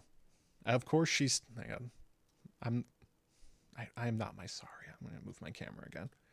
Okay, so Sir Eric boards one of the ships from the Valarians, and they find in the holds of one of the ships in the blockade Mysaria, who unexpectedly, shocker, is still alive. Definitely not dead. So Sir Eric captures Mysaria, brings her to Daemon, and they go through basically their breakup, more or less. Daemon finds out that she is the White Worm and that she's been selling information to Otto Hightower pretty much the whole time. And Mysaria says, of course, I'm a commoner. I have to do what I have to keep alive. I'm not like you. And Daemon is like, but no, you betrayed me. And she's like, I don't think we were exclusive, Daemon. You were married at the time. I mean, that's the subtext. And then you got married, so why do you give a shit? We haven't been together for a while. But it's clear that Daemon is hurt to find out that Mysaria was working against him. Well, not working against him, just working for everybody at the same time. Sort of a unrealistic expectation from him. I don't know where he got the idea that Mysaria was only helping him out, but he did. And then Daemon continues his streak of blaming everybody and anybody around him for the situation they're in, and blames Mysaria for putting Aegon on the Iron Throne. And she says, I didn't do that. That was the Hightowers. And he says, yeah, but you handed Aegon over to Otto. And Mysaria goes like, Aegon wasn't missing. He was going to wander back to the Red Keep when he ran out of money to buy booze, and they were going to put him on the throne then anyway. And he's like, but yeah, but you made it happen faster. And she's like, what does it matter, dude? Like, I couldn't have stopped this. And he's like, you could have killed him. And she's like, no, that was never going to happen. We're not a thing. Like, you abandoned me twice. Why would I do this for you?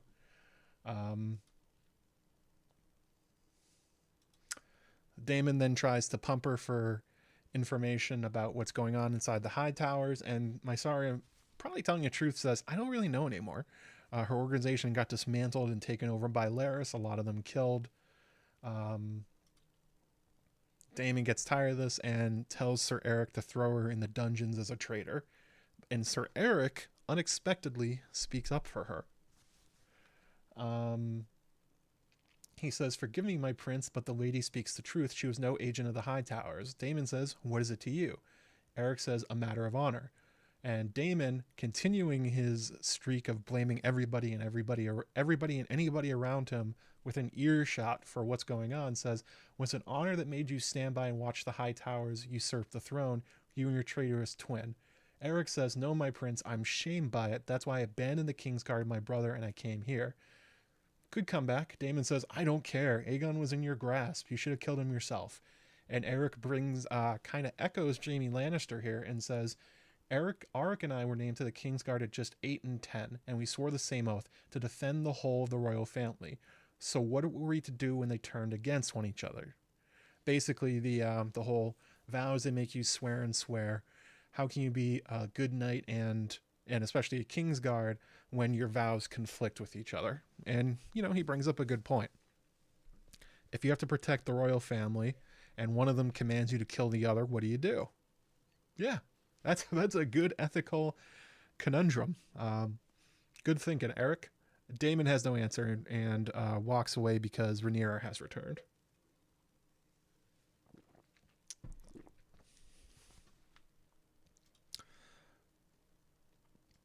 But good to see that stuff come back. Daemon talking about that stuff in the baths at Harrenhal is one of the highlights of the main series and in the books, and good to see that this isn't just Jaime considering this stuff. It's throughout the generations, all the Kingsguard have been like, I don't know what to do, man. Like, this all sucks. So Rhaenyra comes back. She's angry. She strides into the Black Council. Daemon walks up to her and whispers, "Did you find what you needed?" And she nods her head and walks away. Daemon announces, "I will fly to Harrenhal at your command and set our toehold in the Riverlands." Again, this is Aemond and Daemon being mirrored here. This is exactly the words that Aemon used for what he needs to do. Rhaenys says, "Your Grace, my lord husband's blockade of the Gullet moves into place. All seaborne travel and trade to King's Landing will soon be cut off."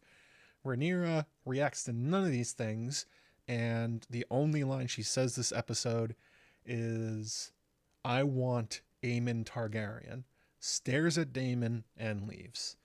So what we have here is a classic example of, did she order the murder of Aemond? Egg6 says in the chat, 99 likes, someone press the button. Yes, please press the like button if you're enjoying what you're seeing. There will be more of this, and all the good things happen if you slam the like button. All your dreams will come true. So she doesn't say kill Aemond. She says, "I want him." Implication is probably his corpse, but it could be as a prisoner, something. Daemon, and when she glares at Daemon, she's more or less saying to him subtly, "Do something about this. I want Aemond. This is your job. Go get him." Or at least that's how he takes it. This is a thing that comes up a lot in like mob shows like The Sopranos, where a lot of times they don't actually order the murder of somebody, but they say something like it, or they say, "Boy, it would be better if this person went away," and the underlings interpret it a certain way, and things kind of sometimes go awry from that, and that's more or less what's going on here. Rhaenyra has not said sneaking to King's Landing and murder Aemon. She hasn't said bring me his head. She just says, "I want him." And that's a dangerous thing to say, like Daemon, who has been spending the entire episode basically going like, "Let me kill somebody, especially Aemond. Let me kill Aemond. I want to kill Aemond." And Vhagar, Rhaenys, let's go. We'll tag team him. I'll come from the top rope. You hit him with a chair. We'll take him out. This war will be over. And Rhaenyra unexpectedly gives Daemon what he feels is the green light. Yeah, handle that guy when no one rid me of this turbulent priest. Sure hope this guy doesn't have an accident, that kind of stuff. That's the dramatic irony they're playing with here. Should she have given the order? I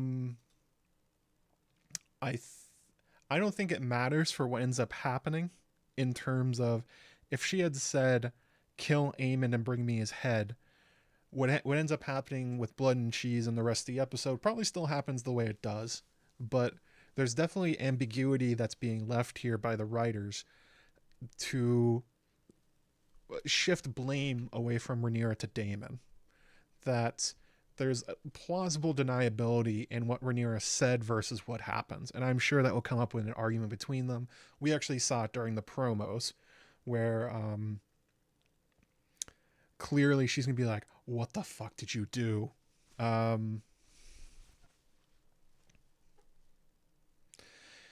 it would be, at one hand, it doesn't really matter because, again, the way Damon went about it, no matter what she said, that was going to happen. But in terms of um, kind of the couple and how their marriage interaction is now going to work, Damon's going to say, I heard that you wanted me to kill him, and that's what I tried to do, but it was a mistake. And Rhaenyra's going to say, maybe she's going to say, like, that's not what I meant, or not that way, and oh my God, what did you do? That kind of stuff. It's going to create a lot of problems.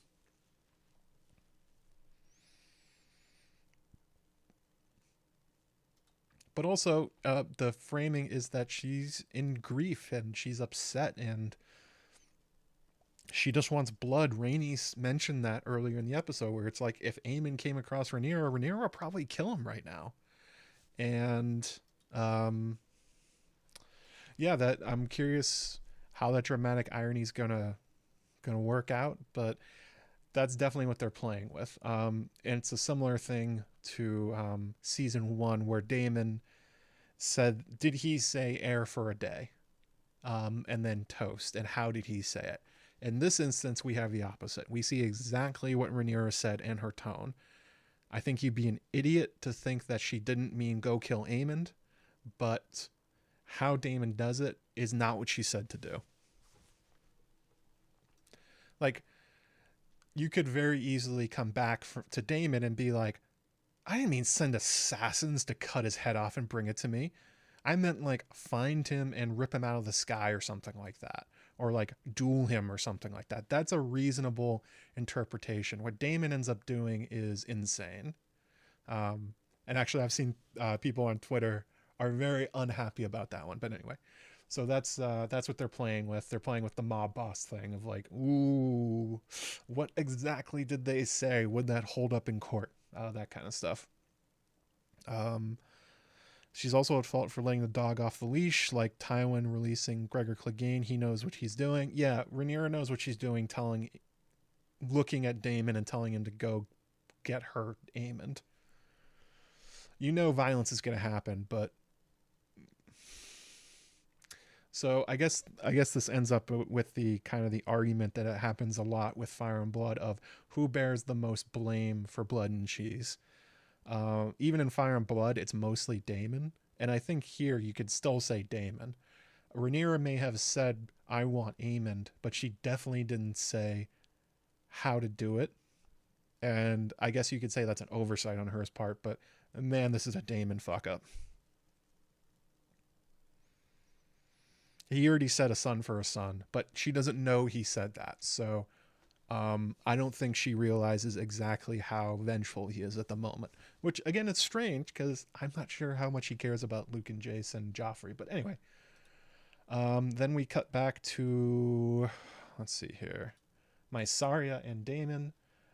Daemon says, in your years as a merchant of gossip, you surely accumulated spies within the Red Keep, servants who knew comings and going. Mysaria says, scheme with someone else, Daemon. I was once in your thrall, but no longer. A transaction, then. Your knowledge in exchange for your freedom. So, Daemon asked Mysaria for help. Somebody that just said she doesn't care about him, that she has intuited that she feels betrayed and hurt by him and the way she got tossed aside. And Daemon says, you're the one that's going to help me. I trust you, Mysaria. Incredibly crazy thing to do. Daemon is just bloodthirsty at this point.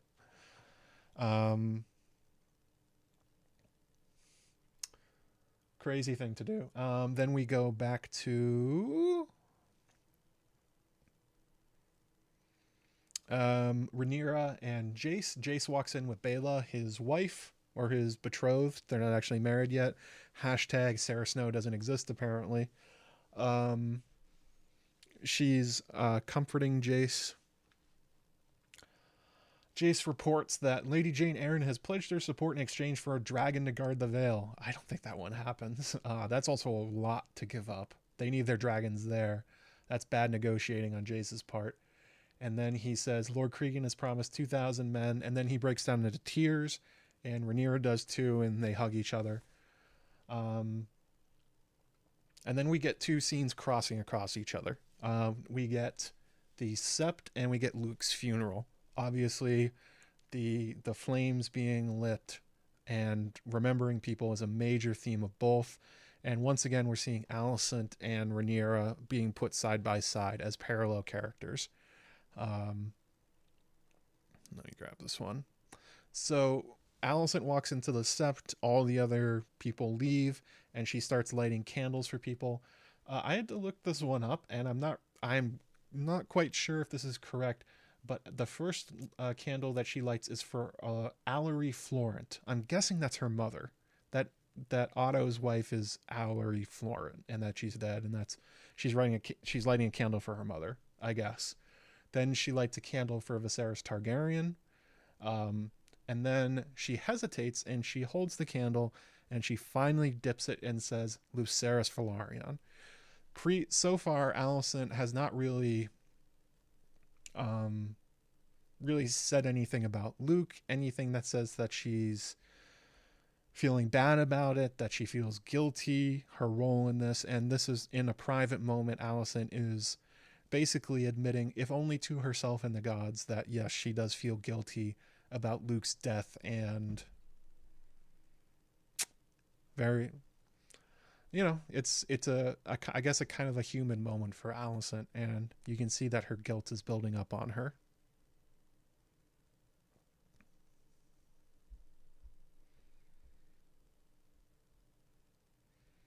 Missed out apparently on Lady Jan, Arryn, and Jace. There's some spicy rumors there. I guess none of them are going to happen.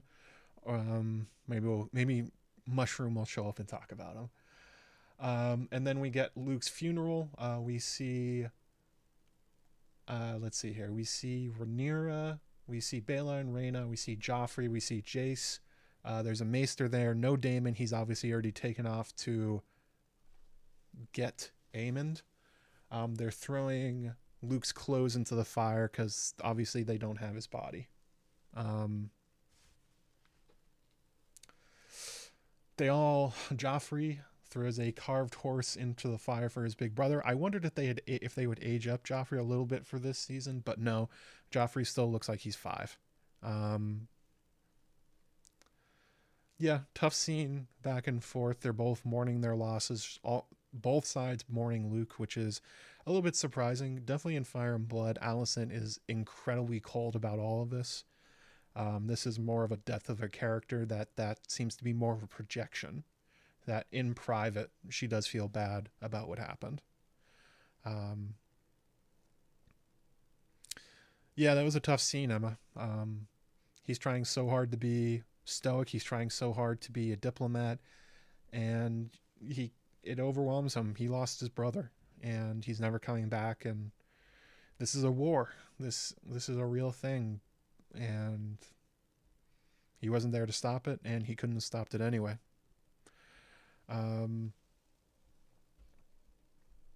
What else washed up? A dragon chunk. Yeah. Part of Arax's wing and an arm, I think, and just Luke's cloak. Rhaenyra throws the cloak in. The rest of them throw mementos of Luke in, and that's kind of it. And now we get to the horrifying part of the episode. If it's unbelievable, we are just now getting to it. Yes, I saw the horse toy. Oh, Echoes of Shireen. Good call, Emma. So we get to Blood and Cheese at last. Ooh, boy. So Daemon finds his way into King's Landing. Of course he could. He puts on his crime cloak. He's ready to go. Hang on a second. Let me change the picture. I should have gotten screenshots throughout the episode, but I was trying to finish the video in time, and I did not. Oh, wait, I missed a scene.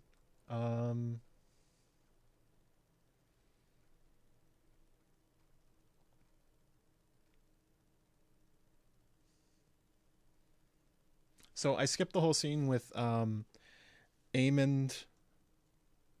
Oh, no, here it is. It's right here. Okay, I got it. Never mind. I didn't skip anything. It's right here. Daemon finds his way into King's Landing. He walks up to to one of the gates and plops some gold down, and one of his former gold cloaks recognizes him and calls him Commander still. This is a running thing throughout the rest of the Dance of the Dragons. The gold cloaks, even though Daemon is no longer their commander, multiple people get put in his place. They all love him still. Daemon is still the guy. Nothing will apparently change that.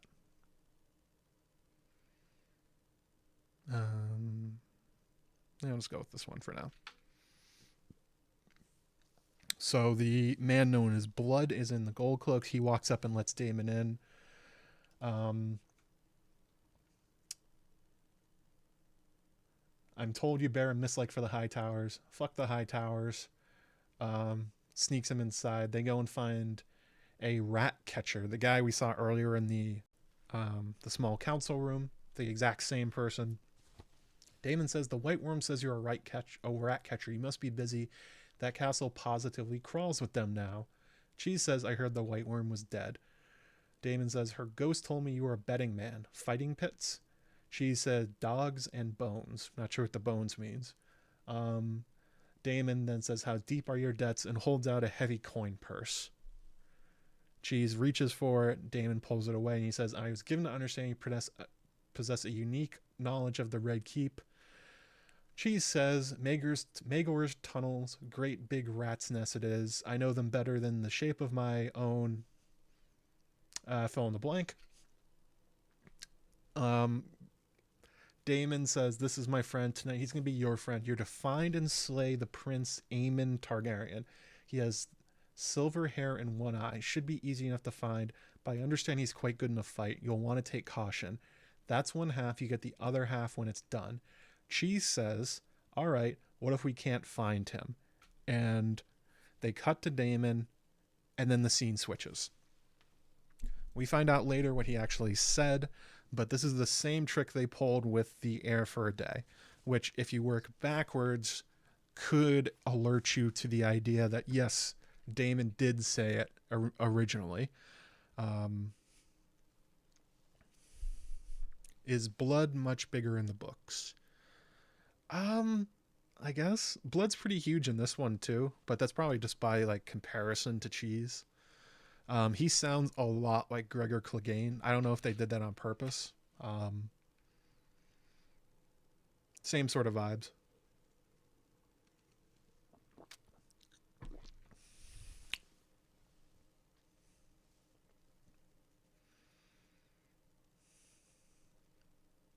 Did anyone have captions on for this? Me. I had captions on. So then we go to, let's see here, Aemon's chambers.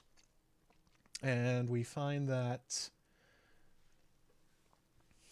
Aemon is having a secret council with Kristen, basically saying that they should abandon Otto's tact, that Otto's a fuddy-duddy who likes writing letters, and they're not going to win a war this way.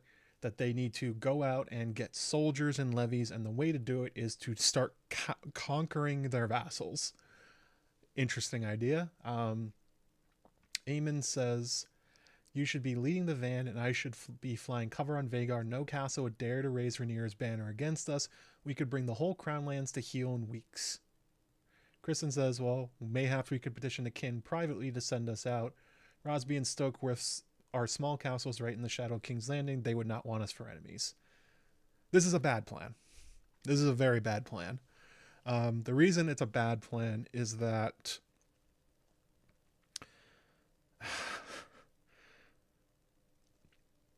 if you just go around threatening everybody to be in your army, you're going to get a lot of people that are going to betray you.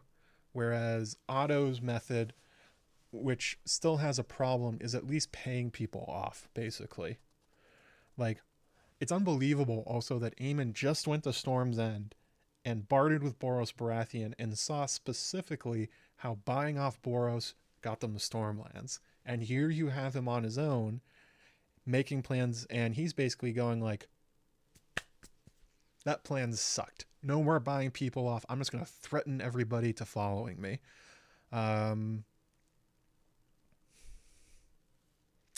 Not great. They also have an argument about Alicent, where Aemon basically says my mom's an idiot. Kristen defends her. Um, Again, more discord within the Greens. They're all jockeying for position.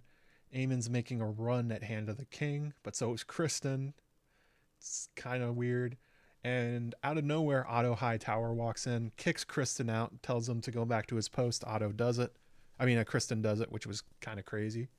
Um, and Otto says, "It would concern me, grandson, if plans were being considered beyond the years of your king in his hand. You have zeal to act, I understand. I was young once myself."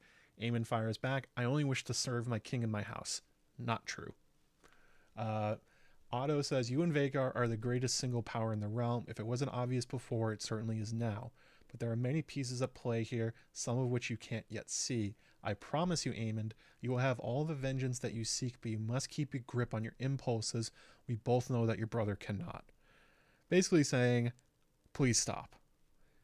If you go, Aegon will follow, and this war will turn insane. And if we win, you'll get everything you want. That's not enough for Aemond. He sits basically still, just sort of glaring at Otto the entire time, not listening, more or less plotting how to get him out of the way. There's also, actually, Kristen is trying to be the dad who stepped up. There is a very fatherly tap on Aemon's shoulder as he walks out.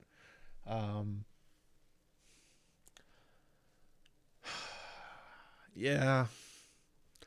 The parallels between Daemon and Aemon are so blatant here. This is the exact conversation that Daemon and Rhaenys had, just in reverse. It's now Otto and Aemon, but the content is the same. I guess the one difference is that somebody's enabling Aemon. Kristen and Aegon are trying to enable him, whereas the only person saying yes to Daemon is Rhaenyra, but in an extreme moment of distress. These guys are seemingly like, this will be great fun. This is how we should do it. We'll get to punish everybody and it'll be great. We'll win this so fast. And it's kind of crazy. Yeah. Twin souls, I guess. I always like the idea that if you take Daemon and Aemon's names and you just put the D at Aemon at the front, you get Daemon. I mean, it's so on the nose, but they keep playing it up. It's so wild and they're so closely tied that I almost wonder if they're ever gonna like drop some little breadcrumbs that maybe Alicent and Daemon at one point had a thing. They are so similar. It's it's like they're clones. It would be, I mean, it seems to be just literary and thematic, but it'd be really interesting if they drop something about that. And it could also just be hero worship. Obviously, Aemon hero worships Daemon to the point that they basically think about everything the same way. Kind of impressive levels of fanboyism, I guess. And now we get to, because I have no pictures of this, blood and cheese.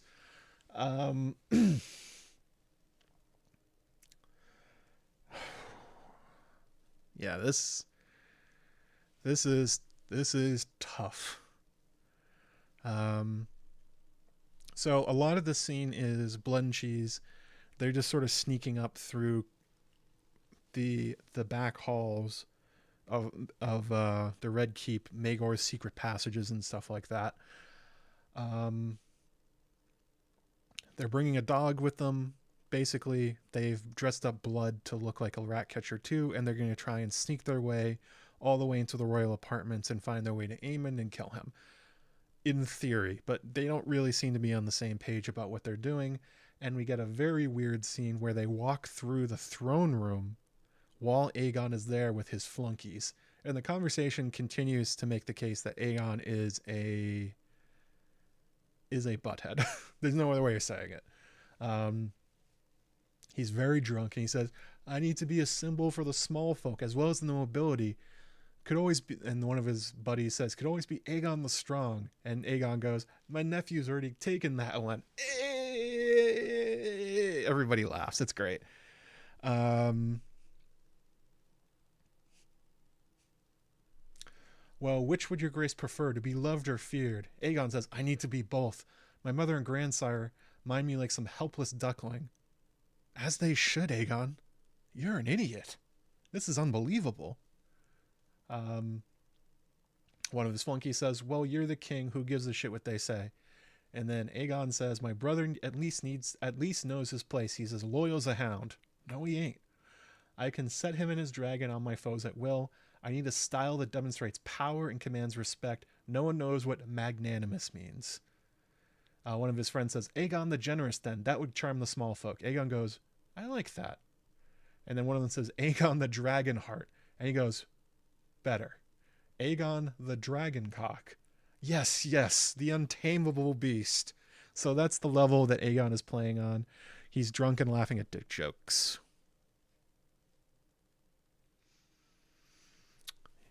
I understand from last season where people are like, Aegon he's my guy. I think he's great. After this episode, I can't understand that. They have done everything to make him look like the biggest tool that has ever worn the crown. It's ridiculous. Of course, I'm sure people are crying character assassination. They look what they did to my boy. It's kind of crazy. Carl Karstark, they weren't really sneaky. They just sort of walked through. Yeah, they just sort of walked through. Nobody gave them any trouble. Which is kind of ridiculous, but also, I mean, it kind of makes sense.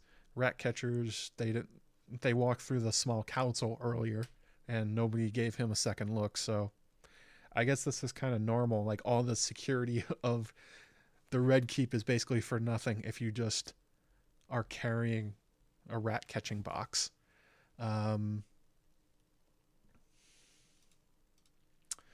They get to a particular, also, if you're fans of Game of Thrones, would recognize a lot of the places that they're going. This is where, like, Tyrion and Varys snuck through. They find their way to a, I don't know what the word for it is. It's like an atrium or something like that with a whole bunch of different hallways going off. And basically Cheese doesn't want to keep going. He says, we need to go upstairs in order to find the royals. And Blood's like, yeah, we need to do that. And he's like, I don't want to do that. And he's like, why? And Cheese says that, oh, well, I'm not supposed to be up there. Like, anyone knows who you are, Cheese. Clearly, Cheese is having second thoughts. He kind of wants to take the gold and run away. And Blood senses it and says, like, no, we're going to do this or I'm going to kill you right now. You're not just going to take Daemon's gold and run. And then Cheese admits that he does know the way up to the Baegor's Holdfast is where they have to go, more or less, which is kind of incredible because it's supposedly there's only one way in and out of Maegor's Holdfast, and it's the one like gate that walks across the moat, but clearly there are secret passages going up there, and Cheese knows them, and he was just basically trying to get out of it, which is interesting based on what happens next. So they go up through the stairwell, they open a secret passage, and craziness, it's Aemon's room, but Aemon is gone. And the one weird thing that's going on is they are seeing lots of rats as they're walking up there. If you are a fan of the Larys skin changer green seer theory and the idea that he uses the rats to see people, this is a little weird. This is, once again, they are putting rats in weird places, and this is one of them. If you believe in that theory, and I hope you do, here on my channel, this implies that Larys saw them coming and did nothing to stop it.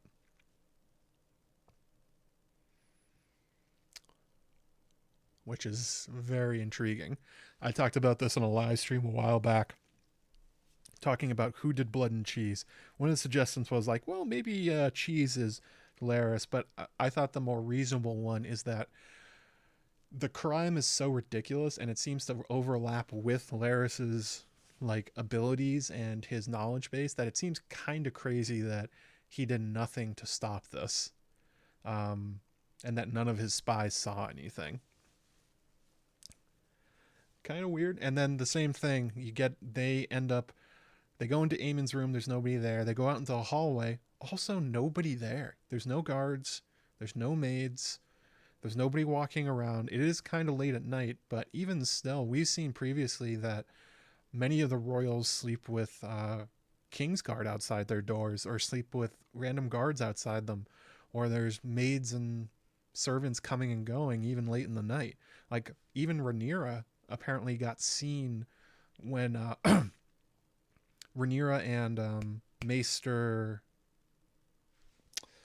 the Maester that was wearing the stupid hat, I forget his name. Chat, what was his name? I forget his name. When he brought her the moon tea, even though nobody was there, somehow everybody saw, and it got back to Laris, and it got back to everybody. Somehow everyone found out about it, even though as far as the people doing it were concerned, nothing happened. So there's always rats in the walls, there's always eyes watching. We've seen their secret spaces, and yet on this one particular night, the way for Blood and Cheese to get all the way to the royal apartments to find Aemon is 100% clear. Now, the one thing that I think kind of works against this is that they were after Aemon. But maybe he just kind of cleared the way. We don't really know what happened to Aemon during this. He just leaves his room. Melos, that's his name. Thank you, Egg. Melos. Yeah, it's exactly right, Carl Karsnark. It's a very, very empty castle for a castle that's normally not. Now, there is one explanation that we see at the end of the episode, that Kristen is being surfboarded by Alicent, and so maybe he sent some of the guards away, but they're kind of down a hallway to the side. There's no reason for him to send away everybody just for them to go have their fun playtime in bed. That was a little strange. So, and what even gets weirder is that Blood enters the next room and there's nobody in there except one of the maids.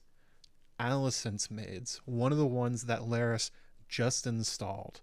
One of the ones that he told her are one of my people. And she looks at Blood suspiciously, and he starts to set the trap, and she goes like, I don't think these guys are supposed to be there, and books it out of the room, but does it so quickly and disappears so fast that even though Blood literally runs after her, she's gone like Batman. She's out of there. So at the very least, this maid should have raised the alarm. This should have done something. Now, what happens next happens fairly quickly, but nobody finds anything until Helena makes her way to her mother's room. Do I have a Laris rat skin changer theory video? Yes, I have the original ones because I made it up. If you look on my channel for Laris Greenseer or Who is Laris Strong, I propose both of them there. You can go watch them. There have been a lot of copies of those videos because they did very well, but this is the originator of that one. So, yeah, the maid takes off. She disappears. No alarm is raised. Blood is now confused and doesn't know what to do, and he hears Cheese doing stuff in another room. He runs into the room. It's Helena. And Cheese has a knife to her throat, and he says, stay still. Blood says, who the fuck is she? And she says she's the queen she is. Blood says, quite reasonably, a son for a son, he said. Does she look like an effing son to you? So here we have the answer to the question, what did Daemon say in response to Cheese's question? Blood relates it. A son for a son. If you can't find Aemon, just kill any son. Alicent's son I guess Aegon's. That's how they interpret it. They're just looking for a male at this point. Any male member of the royal family is going to be murdered. Um, Again, this is completing the previous mystery. Did Daemon say heir for a day based on this? Yes. And he probably said it the exact same way that people complained that he did, that Viserys got upset at him for. Cheese gets excited and says, "Oh, look over there." And Blood goes over and you see Jaehaerys and Jaehaera asleep in their cribs. This is the payoff of the whole thing that Aegon couldn't tell apart his own children. Blood looks at the two kids and says, "I don't know which is which. I don't know which one's a boy." They try and guess. Blood gets the idea that Helena will tell them which one. Helena tries to buy them off and offers them her necklace, say it's of great value. Blood rips it off, but he takes it, clearly he's going to pawn it, but says that's not a son. And Helena is stuck. She doesn't know what to do. After a few seconds of thinking about it, she points directly at Jaehaerys and said, as if to say, "That's the boy, kill him." Blood goes to do it and says, "Wait, no, it's the other one. She's not going to give up the king's heir that easy." But then there's this very weird sequence where Helena and Cheese stare each other in the eyes for like an extended period of time. And Cheese suddenly goes, "No, she's telling true." I don't know how he intuited that. I don't know what he's talking about, why he suddenly believes that that is the boy, but that's it.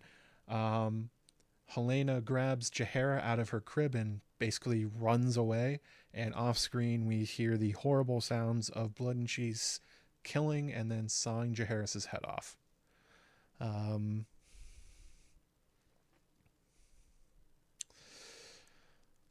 Ooh. So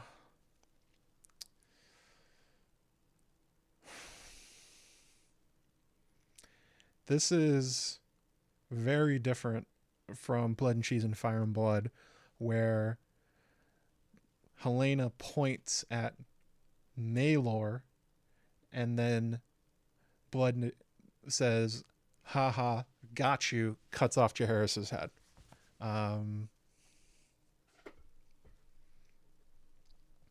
And it's meant to be sort of a, I don't know, like just like a last twist to the knife, that Helena feels guilty that she gave up Maelor and then instead Jaehaerys died. In this one, she points at Jaehaerys and says, "That's the one you're looking for." I'm still digesting this one, and I'm still trying to sort of think through it. Helena is playing this moment's being played as if it's almost being played as like a mystical way. Like she points with such certainty right at Jaehaerys. If I had to guess what they're going at based on what we know about Helena in the show and the way that she knew Blood and Cheese is happening, it may be that she thought she was trying to break break her dreams or something like that. That she pointed at Jaehaerys, hoping if she did, it would mean that they would go after Jaehaera, I guess. Because she definitely seems like she's trying to avoid what's happening. Like I said earlier with her scene with Aegon, where she basically, you can see her panicking, realizing what's about to happen. And it's pretty normal for characters who have prophetic dreams to avoid them. And when they do, they make it happen. This may be an extension of that Helena thought if she pointed at Jaehaerys, who she thought would die, that would mean it would be Jaehaera or something else instead, or maybe herself. And instead, by pointing at Jaehaerys, she made it happen, or something like that. That's the only thing I've really come up with. I'm not sure if that's convincing or true. Maybe they talked about it after the episode. I didn't have a chance to watch it.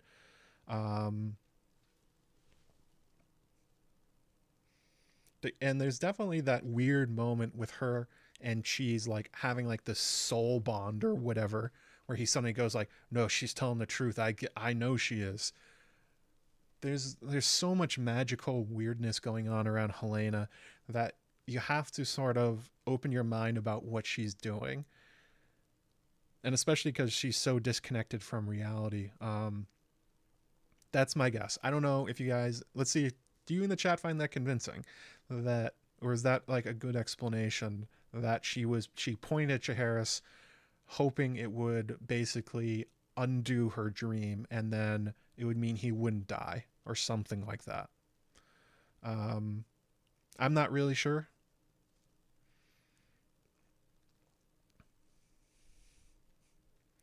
Maybe think her visions are inevitable. I think that she hopes they aren't, but they just keep coming true. And maybe this is the one that she wanted to change. Much like Bloodraven and Bran, where Bloodraven tells him the ink's already dry, that sort of thing. That's definitely... I don't think there has been somebody with prophetic dreams or dragon dreams in universe that hasn't tried to change them. And it wouldn't be out of... It would be basically within this world that Helena would try to do so at some point. Bones are tools of fortune telling. Oh, that's interesting. I didn't know that. Maggie the Frog. Oh, Maggie the Frog in the chat. Oh shit, getting a bona fide prophecy expert. I think Helena wasn't avoiding the prophecy at the time. I think she felt it was futile to fight it and she just tried to save the other kid. Interesting. That could also be what's going on.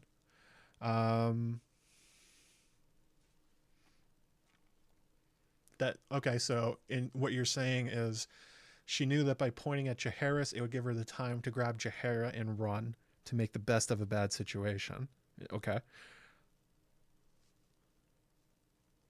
Either way, this is a massive change from Fire and Blood. Nothing like this happens. We can't see her thoughts. They need to show, not tell. Instead, it was this point and shoot. Ooh, brutal car snark, but not untrue. Let's see. You have to take into account that Helena is neurodivergent coded, and that could affect her reaction. That's true.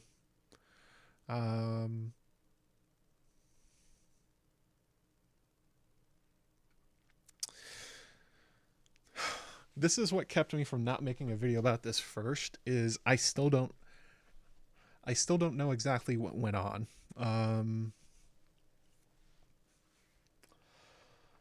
Is it, I think also a different question is it better or worse? So I think if you're the kind of person that doesn't like the accident themes that happened from last season, like Viserys and his last words being misunderstood by Alicent, and Aemond accidentally killing Luke, although I talked in my video about how it wasn't that accidental. I'm guessing this probably pissed you off quite a lot, because this whole sequence is a bunch of accidents in a row. Rhaenyra didn't really order it. Daemon sent them off, not really intending to kill Aemond, and instead it's Jaehaerys who, although he set a son for a son, he really wanted them to kill Aemond, and they happen to just stumble into that room after they can't find Aemond, even though they find his room first. Like, there's a lot of coincidences in this, and yeah, it's... I think that's the bigger problem, I suppose. If you're looking for one, it's that they're continuing the this is all just a series of unfortunate mistakes, and there are definitely fans that want this to be all intentional the whole way. Like, I got comments on my last video talking, a bunch of them saying like, I liked it better when Aemon was a killing machine who really just wanted to murder Luke. And it's just like, ooh, that's kind of grim.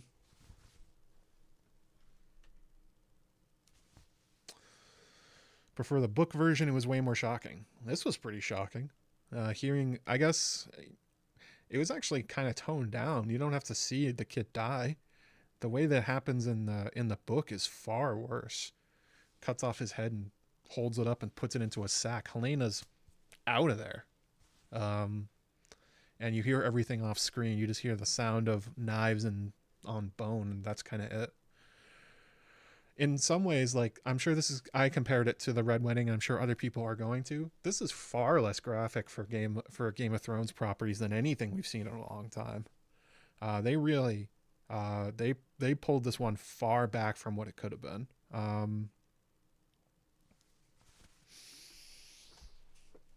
But I guess getting back to stop dancing around the question I just asked, is it better or it's worse? I think if it's better, I haven't decided, mostly because I sort of want to know what the hell Helena was thinking. Um, if this is a play on a prophetic character trying to change the future and making it happen, or something along those lines, then I think I like it better than the book version, because it's just senseless brutality the way it's presented in Fire and Blood. This would have more of a larger reason for existing the way they did it.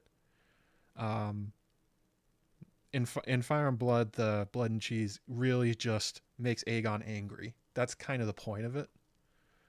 It's sort of like the point where the blacks have finally made a mistake. And this would be that plus another thing, which I think is better in some ways, but it really matters what's going on with Helena, why she did what she did, and also if we learn more about how Blood and Cheese got in. Like, if we learn that Lair's had a part of it, I will also like it a lot better. As it is, Carl Karsnark said upwards in the chat that basically it was kind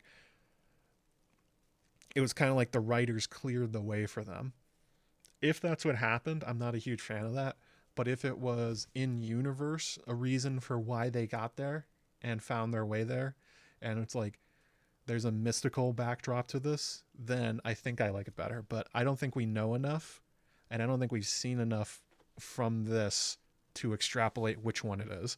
I certainly understand people that are looking at just comparing the two scenes and going like, the one I just saw is worse. I certainly get that. Um,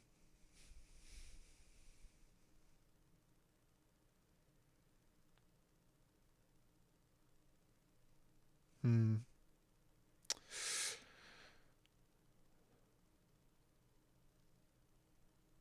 I guess that's I guess it's sort of a cop out, but that's kind of how I feel about it. I don't know enough to really make up my mind. Um, I guess one thing I did like about the sequence was sort of the filmmaking aspect of it.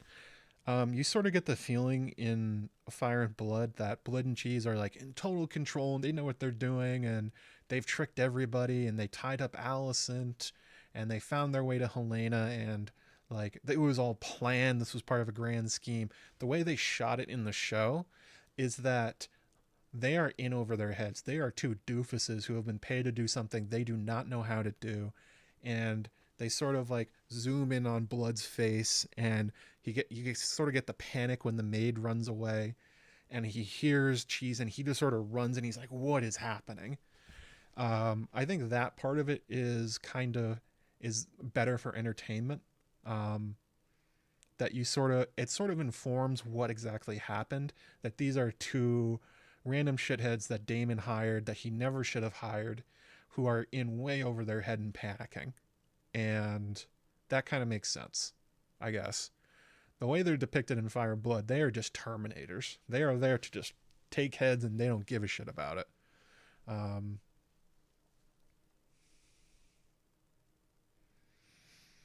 but there is sort of the sense that if they're so shit, how did they do it? Either they got really lucky or they got help. And actually, Emma just said that in the chat. I like the Laris involvement theory. That makes way more sense than bumbling into Mega's holdfast. Yeah, that's sort of what I mean. They need to like give the characters help in retrospect for like, how did they pull this off? Like, it seems crazy the way it did. There's a lot of like, what happened there? And I'm hoping it's not going to be like a Daenerys, she forgot about the Iron Fleet sort of thing. Um, I guess I'm just sort of reserving judgment on that in particular until we get more information, which is probably not the best YouTuber hot take, but that's kind of how I feel. Um,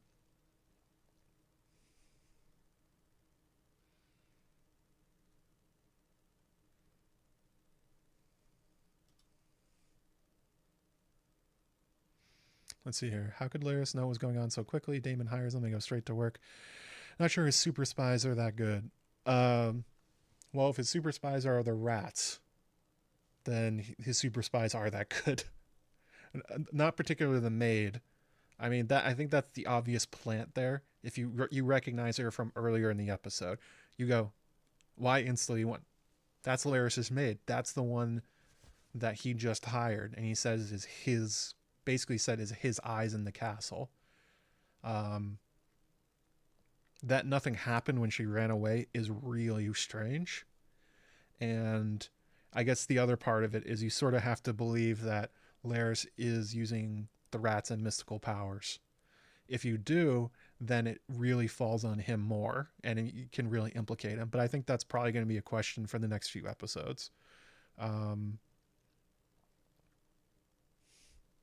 I'm not sure if this was the red wedding, I guess, of House of the Dragon. This is something that we've been talking about for years at this point, ever since it was announced. Like, ooh, what's going to happen when people see blood and cheese? And I think pretty much all I I wasn't there at the time, but my from what I've heard from people loved the Red Wedding and how it came out, even though they even coming from a book knowledge. I am not sure how Fire and Blood fans on in general are going to feel about this. Even I'm split on it, and I don't know. Joe Magician with the hot takes. Let's read a little bit of a chat. Not having Mailer leaves Aegon without an heir, and that's going to be a different spark. Um, Maybe he will have. Maybe Mailer exists. He's just like an infant or something like that. They've aged down the kids a lot. Like Joffrey's supposed to be much older. Jace is supposed to be a lot older. Aegon and Viserys are supposed to be a lot older. Viserys was just born, so it's going to be hard for them to do um, their plots in the future. Maelor disappearing. Daeron's disappeared so far. Um,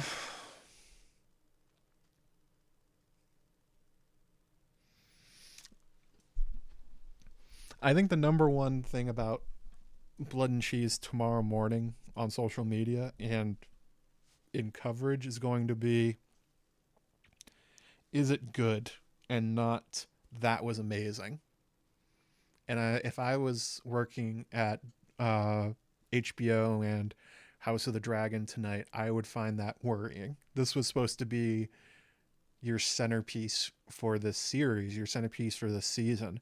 And I mean, even looking at my chat of you fairly reasonable people and well knowledged book and show fans, there's a I'm there's a big split, and I don't know what the casual fan is like. I'm sure maybe that'll be the split. Maybe book fans will be annoyed, but show fans, people who have never read it, thought it was awesome. I'm not really sure. Folks are just more confused than anything. Interesting.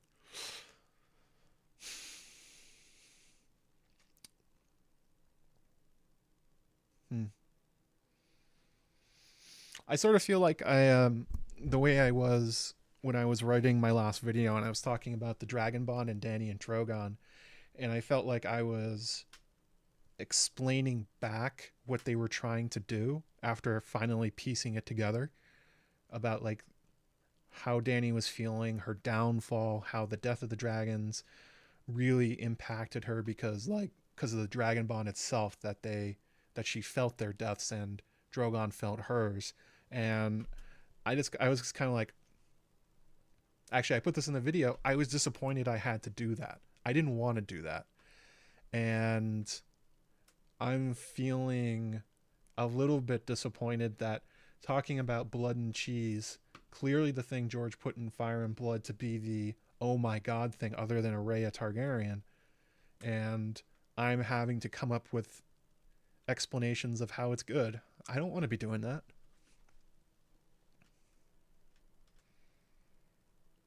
I don't want to have to explain things. I mean, okay.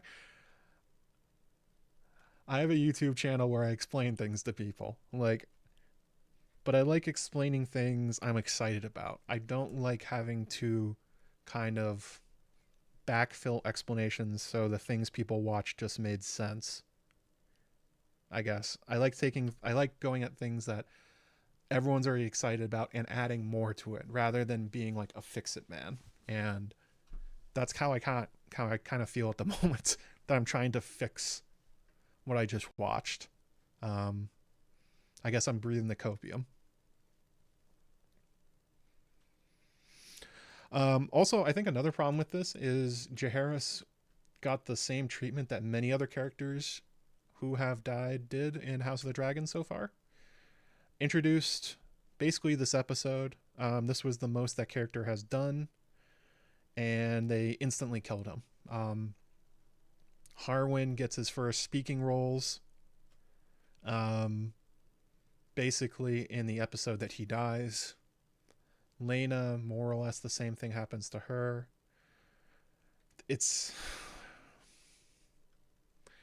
kind of doesn't get the same impact. Like, the reason the Red Wedding works is because we love those characters. We love Robb. We love Catelyn. Okay, maybe not everyone loves Catelyn, but at least you know them. You've been with them since the start of the series. And even Robb's random lords and his knights and stuff like that, they've been in the series quite a lot. Jaehaerys just basically popped up right now and then instantly died. It's hard to feel an emotional connection to that other than just the gore of it, I guess. Don't talk myself out of a job. Okay, I will not talk myself out of a job. I don't like doing fix-it videos, I guess. And I feel like if I make a video about this, it's going to be a fix-it thing. But maybe they'll explain it later. They did end the episode right now. So, okay, but existential crisis over from the YouTuber, I guess. And of course, I think the one thing that a lot of people are talking about is the after Blood and Cheese, Helena grabs Jaehaera, runs down the hall, finds her way to Alicent's room, busts in the door, and Alicent is straight up riding the shit out of Kristen like he's a dragon. And the episode ends with Helena just saying they killed the boy.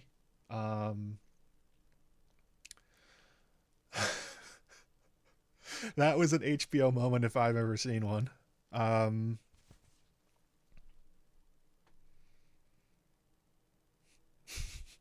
I don't know why they did that. I doubt Helena's gonna narc on Alicent. It doesn't even seem like she cares. She's so distraught at what just happened that there's basically no feeling in Helena. She's just numb to it. So I'm not even sure who that was for. I think the only... Okay. Never mind. I remembered what I was thinking when I watched it. There's going to be a lot of blame in the Red Keep the next morning about why this happened. Who let Blood and Cheese in? They're going to ask the same questions I asked. Why were there no guards? Where are the maids? Where's Kristen? Where's the Kingsguard? Where's Larys? Whose fault is this? The same way that Daemon is doing the same thing about how Aegon got on the throne. There's going to be a lot of blame, and they're going to be playing hot potato with it.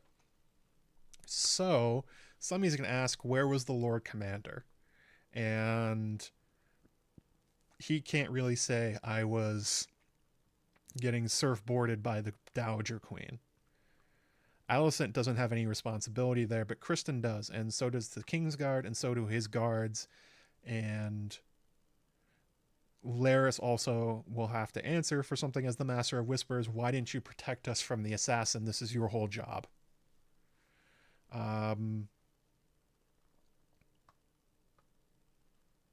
So I think that's what that part is. I guess they could have been doing anything. It doesn't really matter if they were having sex. It just matters that Kristen was um, in dereliction of duty in order to be plowing Allison at the moment that the heir to the Iron Throne on the green side was murdered. So that's a problem. Kind of a hot potato of blame. Kind of curious how that one's going to go.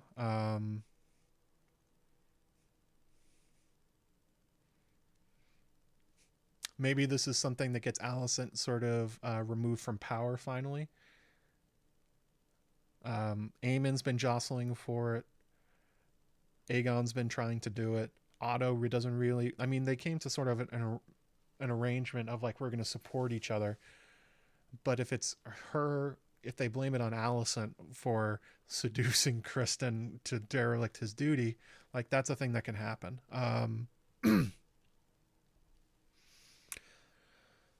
don't know. I didn't feel too. I thought it was like kind of ridiculous that they happened to be having sex while that was happening. I was like, oh, okay, weird timing. Also, okay, thinking about it more, Laris told Alicent that she's going to be under constant surveillance, and she did it anyway. So does that mean Laris was watching that through his spies? And would that imply that therefore he knew it was coming, or I don't know, trying to piece it together?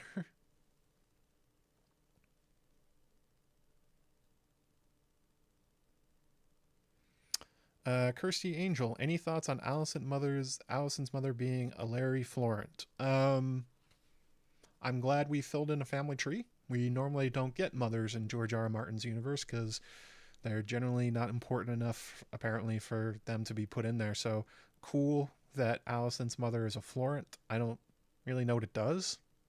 I think it's just like I think it's a sort of a drop in for devoted fans who want to know that. I wasn't particularly curious myself, especially since she's, they killed her before the season started. Um, I can't remember if this has anything to do with spoiler stuff that comes. I don't know what the Florents do. I know that, well, I'm not going to spoil that stuff. I'd have to look into it more, but it was just kind of like neat. The Bender meme, or just like take a picture. That's kind of what I thought about it. Yeah, I don't know. What did you guys? I'm gonna put a letter grade on this episode, and I want you guys to throw yours in the chat too. Um, A to F. What'd you think about it? I'm gonna give it a. I think it was like a B plus. I think there was a lot of stuff to enjoy. I think it was entertaining. I especially liked the way that they fleshed out a bunch of the characters. Emma Darcy's performance was amazing. Tom Glencarney's was also amazing. They set up a lot of stuff for the season. Characters being in interesting places and sort of doing interesting things, and sort of the overall feeling of war is coming. But there are some parts that just like I'm still scratching my head about, and especially stuff that was cut. Like I understand they went from 8 to 10 episodes, so they were going to lose stuff they probably had planned. Like I am positive the stuff in the north is a casualty of losing 2 episodes, and also Jace going to the Vale. That for sure got cut because of this.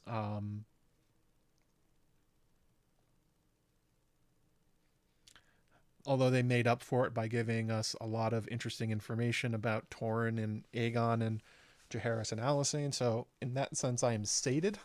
But I don't know. I was looking forward to seeing Jace in the North, and losing that was kind of a bummer. Maybe they'll make it up to us later.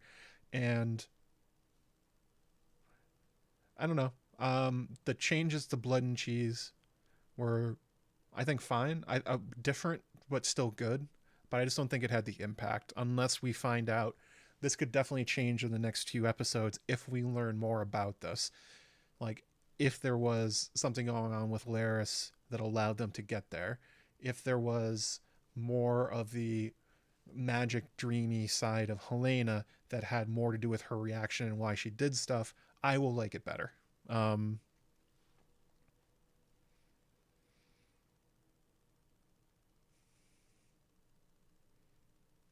Scared of the Rats, a reference to cheese or Laris? That's my question, Boris. I think it could be Laris. There's something that Ryan Condal said in History of Westeros' interview with him, where basically he said that characters are going to be listening to Helena a lot more. Certain characters are going to listen to her prophecies and realize there's something strange about her, and not in a like a neurodivergent way, in like realizing that she's like saying prophecies out loud just kind of at random. And they've already set up weirdness between her and Laris last season, and it'd be interesting if they continued that, if this is another extension of it, if she says she's scared of the rats and she means Laris, especially because of like because of how characters in dreams end up being more symbolic than they are themselves. um,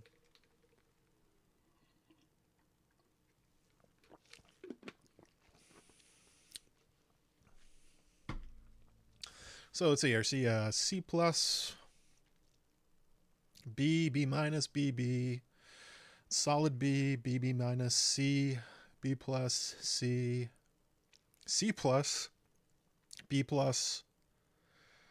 Um, yeah, I think that's about the. I, I, I highly doubt that from this community and people that watch my channel, that is not what they were looking for. Especially when they dropped in a lot of stuff about the Starks and the North and the mystical and the weird, and maybe they did something like that with Helena. The people that are watching this stream are the ones that I think they were trying to hit with this episode, and I'm not sure that they did, and that should make them concerned. Um, a B minus, yeah. B plus B is kind of where I land. I'm willing to raise that later if they explain things like it's a season, not a movie. Therefore, they're allowed to build on things as they go. They ended the episode on a cliffhanger so that they can do more things with it. But sitting here right now, that's kind of how I feel. Yes, the super fans. That's right, Curtis. We are the super fans. We're the people that listen to me talk about Dragon Bond for 30 minutes. That's not the normal fan. Not even a little bit.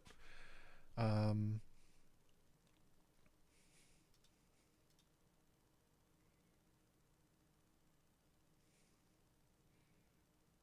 only took the Greens 2 decades to pay attention. Yeah. Apparently nobody has paid attention to Helena before. Um, I'm curious who it will be. It may be Alicent. Laris would be very interesting to me personally.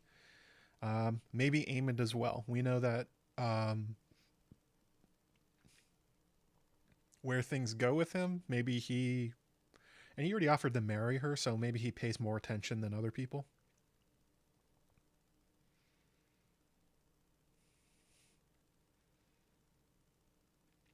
That was a pretty good episode, honestly. Yeah, I was entertained pretty much the whole way. I had fun watching it.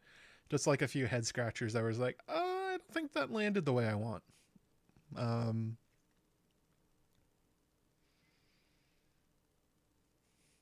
so much Stark hype preseason. No, there was a lot of Stark hype. There's people that are excited to see Cregan Stark, to see if Sarah Snow is real, to see if the dragon egg was real, what his relationship with Jace would be, and it was like a 2 minute, 3 minute like, and we're done with the North. It's like, ooh, it kind of got Brand.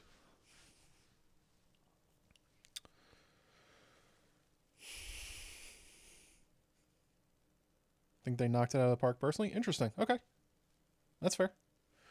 Did I get screens this season? Yes. I'm in the 1 week screener group, so I get them.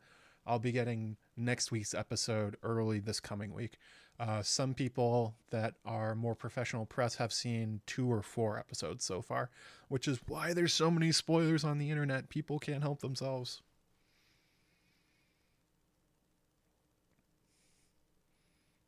So yeah, I saw this on Tuesday. I have a video ready to go. I'm just missing some footage from the episode that I want. So I'm gonna, after I finish this, I'm gonna go grab it, put it in, put it up tonight, and there should be a video waiting for you guys in your inboxes in the morning, or at least partway through the day. I guess I'm gonna let it go through copyright stuff first, but yeah.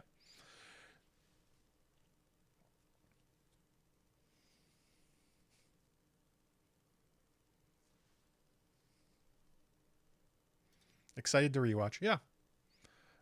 Especially good to rewatch if you go back and rewatch Helena and Laris and see how they're playing off each other. And especially Helena. I think her interactions with Aegon in her room to begin with, I think reading those are very interesting. Her word choice and the things she has problems with, and like how she's seemingly already upset and trying to avoid something.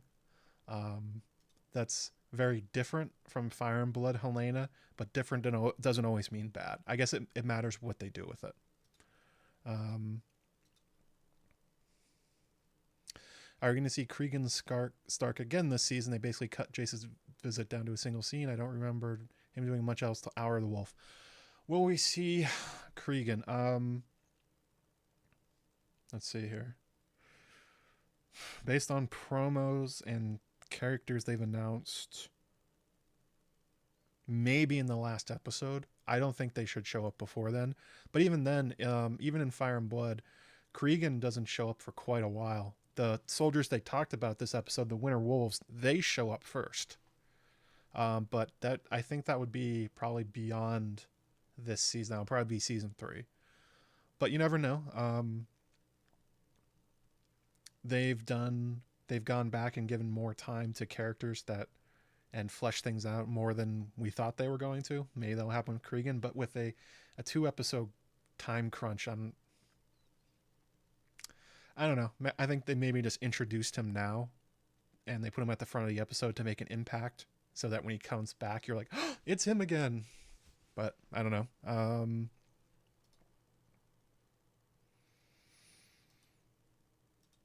Thank you. You're welcome, Scott. I'm glad you enjoy the channel and the analysis. Oh my God, we've been going for close to 3 hours. So I guess we'll do Q&A. Any questions you guys have, throw them in the chat. We'll try and rapid fire these way through here before I lose my voice more than I have, and try and finish that video. I'm going to scroll up in the chat. Let's see here.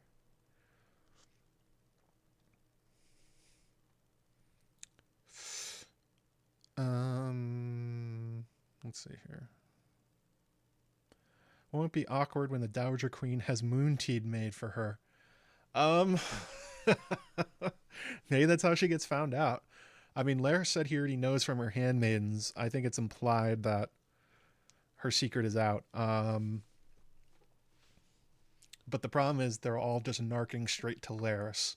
So I guess the question will be, will he out her? Will he, I mean, like, actually, that'd be kind of interesting.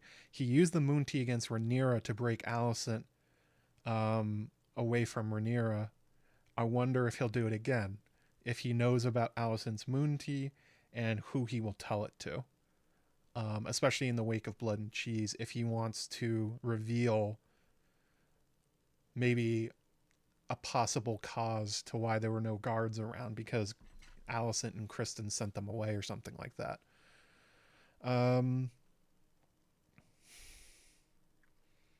Egg 6, do you think Laris will use the same fake must be sick line to Alicent she did about Rhaenyra? Yeah, this is more this tea thing. It would be interesting if the moon tea and Laris comes back.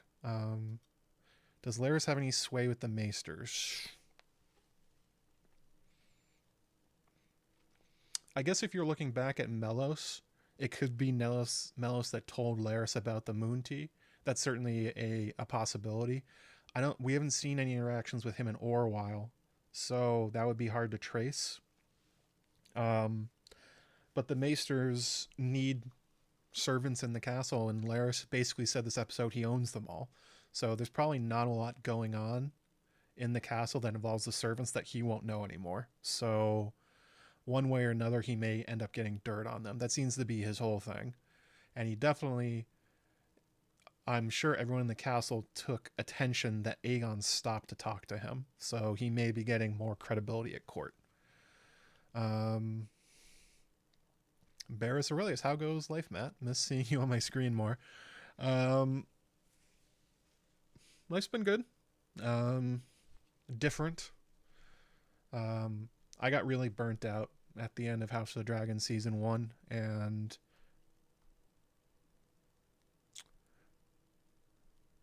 kind of getting myself back into it. I feel a lot more passionate than I have in a long time. So things are good.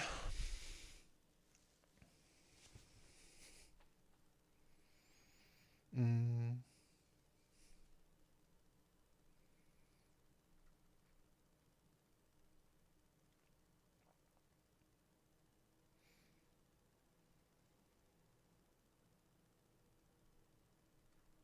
Let's see here. My headphones keep doing weird things every time I don't say something for a few seconds, then it comes back.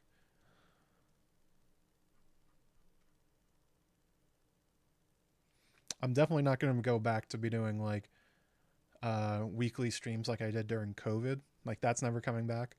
But during the season, you'll be seeing me pretty much every week, either directly after the episode or maybe like the next day or something like that. Just for simplicity, I did it today, but sort of depends on how the streams perform and how the uploads do and stuff like that.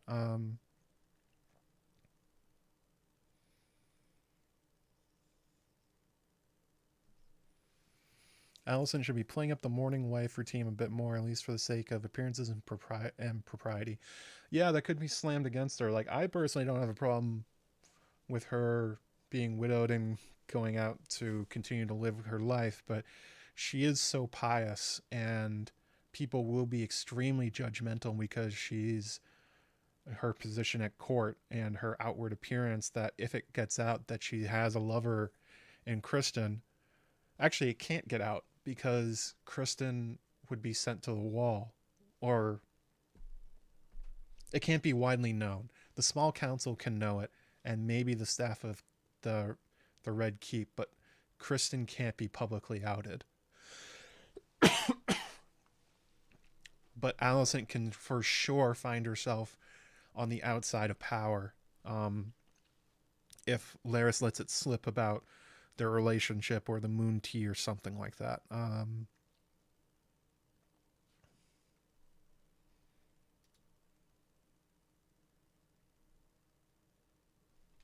Kristen doesn't believe in vows. They don't apply to him. He is just a maniac. I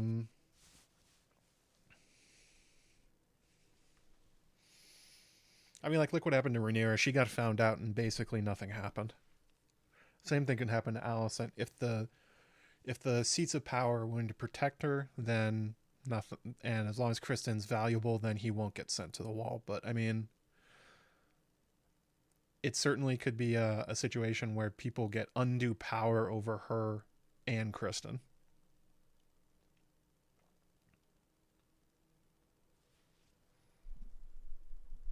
Maggie the Frog. Is the show implying that the Starks at this point in time know about the Pact of Ice and Fire? At the very least, Torrhen made his house unquestionably loyal to the Targaryens. Watch my video tomorrow. That's what it's about. Can I increase the audio volume next stream? Am I quiet? Am I quiet right now? It looks okay on my thing. Peaking at like negative 15 dB. I mean, the other stream the other day, OBS went to stereo for some reason when it should have been on mono, and that kind of ruined it. So that maybe something weird happened. She's fighting for the patriarchy. Yeah, it's what Rainey said to her, that you're fighting for a better window in your prison or something like that.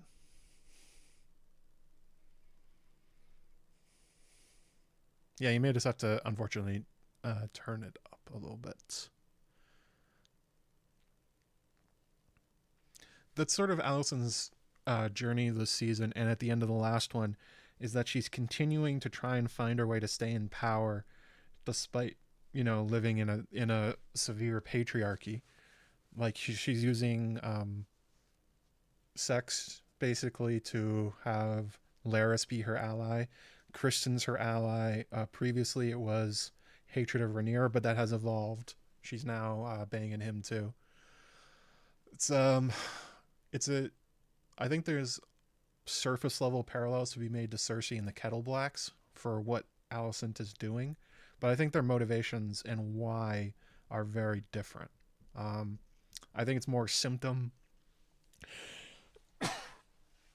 that they are both working within the same system as women, and it kind of leads them, unfortunately, down similar paths for how you stay in power in that world.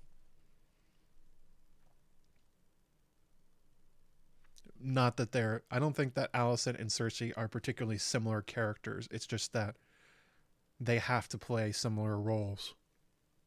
Because, she has no independent wealth. She has no army. She has no lands. Everything she does is dependent on the men around her. So, same thing for Cersei.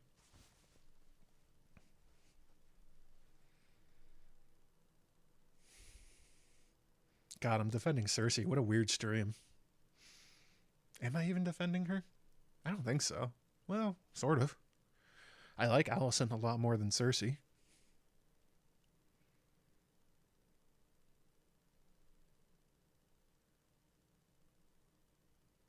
And okay, I'll test out the audio before my next stream. I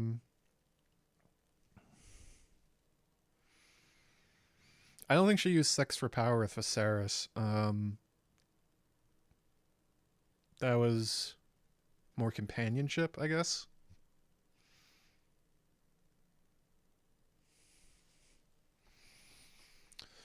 Alicent basically spent the entire episode going around to make sure people, the important people in the small council, were still on her side, or at least the important people at court. She went to Otto and begged him to stay allies, that they have a common cause.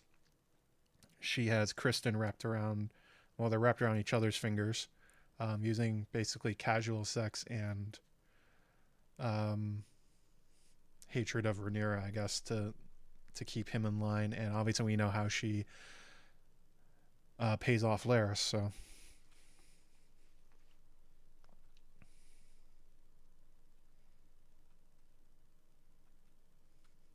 yeah, that's true. He was already loyal to her, but I think it's at another level. She literally gave him the, hey, hey, say something right here to Kristen in front of the entire small council, which is like the sort of thing you see from couples.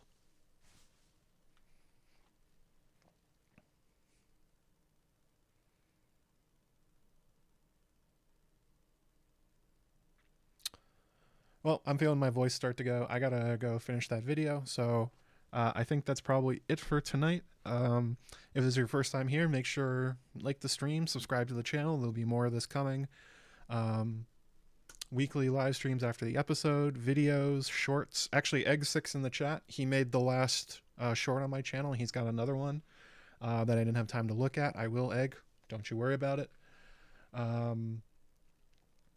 If you appreciate this content and you're feeling generous, there's all the ways YouTube allows you to do so. There's super chats, super stickers, memberships, which gives you access to a whole bunch of patron only content, basically. Chapter by chapter of George R. R. Martin's first novel, Dying of the Light, behind the scenes stuff. More to come on that one as well, potentially, and also access to the patron Slack and stuff like that. And all the things available in memberships are available on Patreon. And of course I have a threadless shop where you can pick up like House Strong merch and some other stuff made by Sanrixian. But yeah, thank you guys for hanging out tonight. I'm glad we had our little therapy session talking through this episode. And